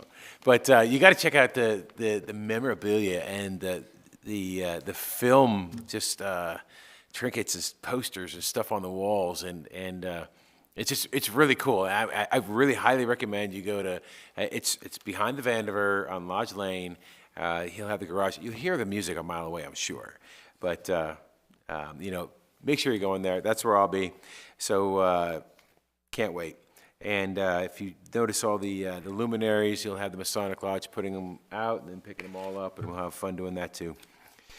Tomorrow morning, when the sun first comes up, and for the rest of this week, I want you guys to just relax, because you're going to hear a lot of gunfire, okay? Because gun season comes in tomorrow for Goose. And so, being Havre de Grace, our culture is founded upon hunting. And when you look around here, half of these are, hunting related. Half of these murals on top here. So Goose season does start in the morning. It's right at dawn and ends at dusk. Fortunately, it's kind of warm, so you're not going to see much flying, but with the rain coming tomorrow, I don't know what we'll have. But it goes out on Friday and then comes back in middle of December until the end of January. So you're going to hear shooting out in the flats, and just know that that's part of living in the Havre de Grace. So moving right along, page 2. So last Saturday was the rec football championships of the Upper Chesapeake Youth Football League, and half of them were in Aberdeen, half of them were here. We did have two teams, the 9U and the 14U. Unfortunately, they both came up short. It was not the fault of the football announcer, however, because he did try very, very hard to encourage the boys there on the sideline. But we did come up short. But knowing that we had two teams make it to the finals, that really bodes well for the future of football in Havre de Grace. Because everything is changing. Last season, Havre de Grace High School went 0-9. 0-9. They never won a game all season long. And this season, not only did we do exceptionally well during the season, we ended up going to our first playoff game out in Boonesboro. And I think we're down like 19-0 at the half, and everybody's very demoralized. And we came out, and we rallied back, and we won. So we got another week of free football. And we went out to, I'm sorry, the first one was at Brunswick. The second one was at Boonesboro. And we were down even more. It was like 25-0 at the half. And we came back with probably the most amazing comeback I've seen in high school football. You know, Miles Miller, at the very end, we were tied up, and Boonesboro was marching down the field, and they were within kicking distance for a field goal with like 20 seconds left on the clock. And they wanted to get a little closer. They threw a pass, and Miles Miller from Havre de Grace, he caught the ball, intercepted it, and brought it out of the end zone. And we ended up nailing it out to win the game. And that meant we had to go face Fort Hill. In Fort Hill, they've won 7 of the past 10 state championships for 1A. And once again, we were down by a big margin at halftime. This time it was 50-0. And we rallied back to make it 57-6. But we didn't quite pull it off. But it was an honor watching the boys and see what Coach Eberhardt and the other coaches did with the team that last year never won a game, and this year, you know, we went three deep in the postseason, and it's just so cool to see the boys grow and just know that the sports in Havre are so alive. Congratulations to the girls soccer. I did when I got home from Cumberland at 3 o'clock in the morning, couldn't sleep. I stayed up all night, and then ended up going to the soccer game down there at Loyola, down on TV Hill in Baltimore, and watched that game, and that was amazing as well. Just to see the people from Havre de Grace. We had at least twice as many people there from Havre de Grace than we did from Perryville, and I said to them that I should have actually worn my Jim Ring Soccer for Council shirt or something, because everybody I know in town that votes was there.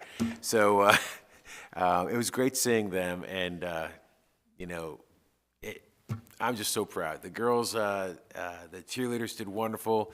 We had kids placing states for cross country, and you know, it's just getting started for fall sports, and it's a really good thing to see. You know, just I'll end it with Happy Thanksgiving. Warrior proud, Grace on top. Oh wait, hold that. Page 3. All right. So, under the Open Meetings Act, General Provisions, Article 3-305, I move to go into closed session upon adjournment of the open session on Monday, November 20th, that's tonight, 2023, to consider the following matters. 1, to consult with counsel to obtain legal advice. Number 2, to consult with city staff and city attorney about pending or potential litigation. This meeting will be closed under General Provisions, Article Section 3-305, subsection B. Subsection 7, to consult with counsel to obtain legal advice. 8, to consult with staff, consultants, and other individuals about pending or potential litigation.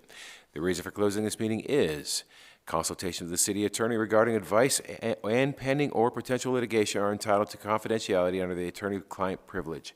The city council will not resume open session after the closed session, and votes, if any, will be recorded in public at the city council meeting on December 4th, 2023.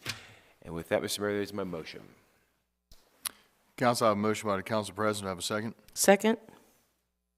Second by Councilmember Schnegas. All those in favor say aye. Aye. All opposed say nay.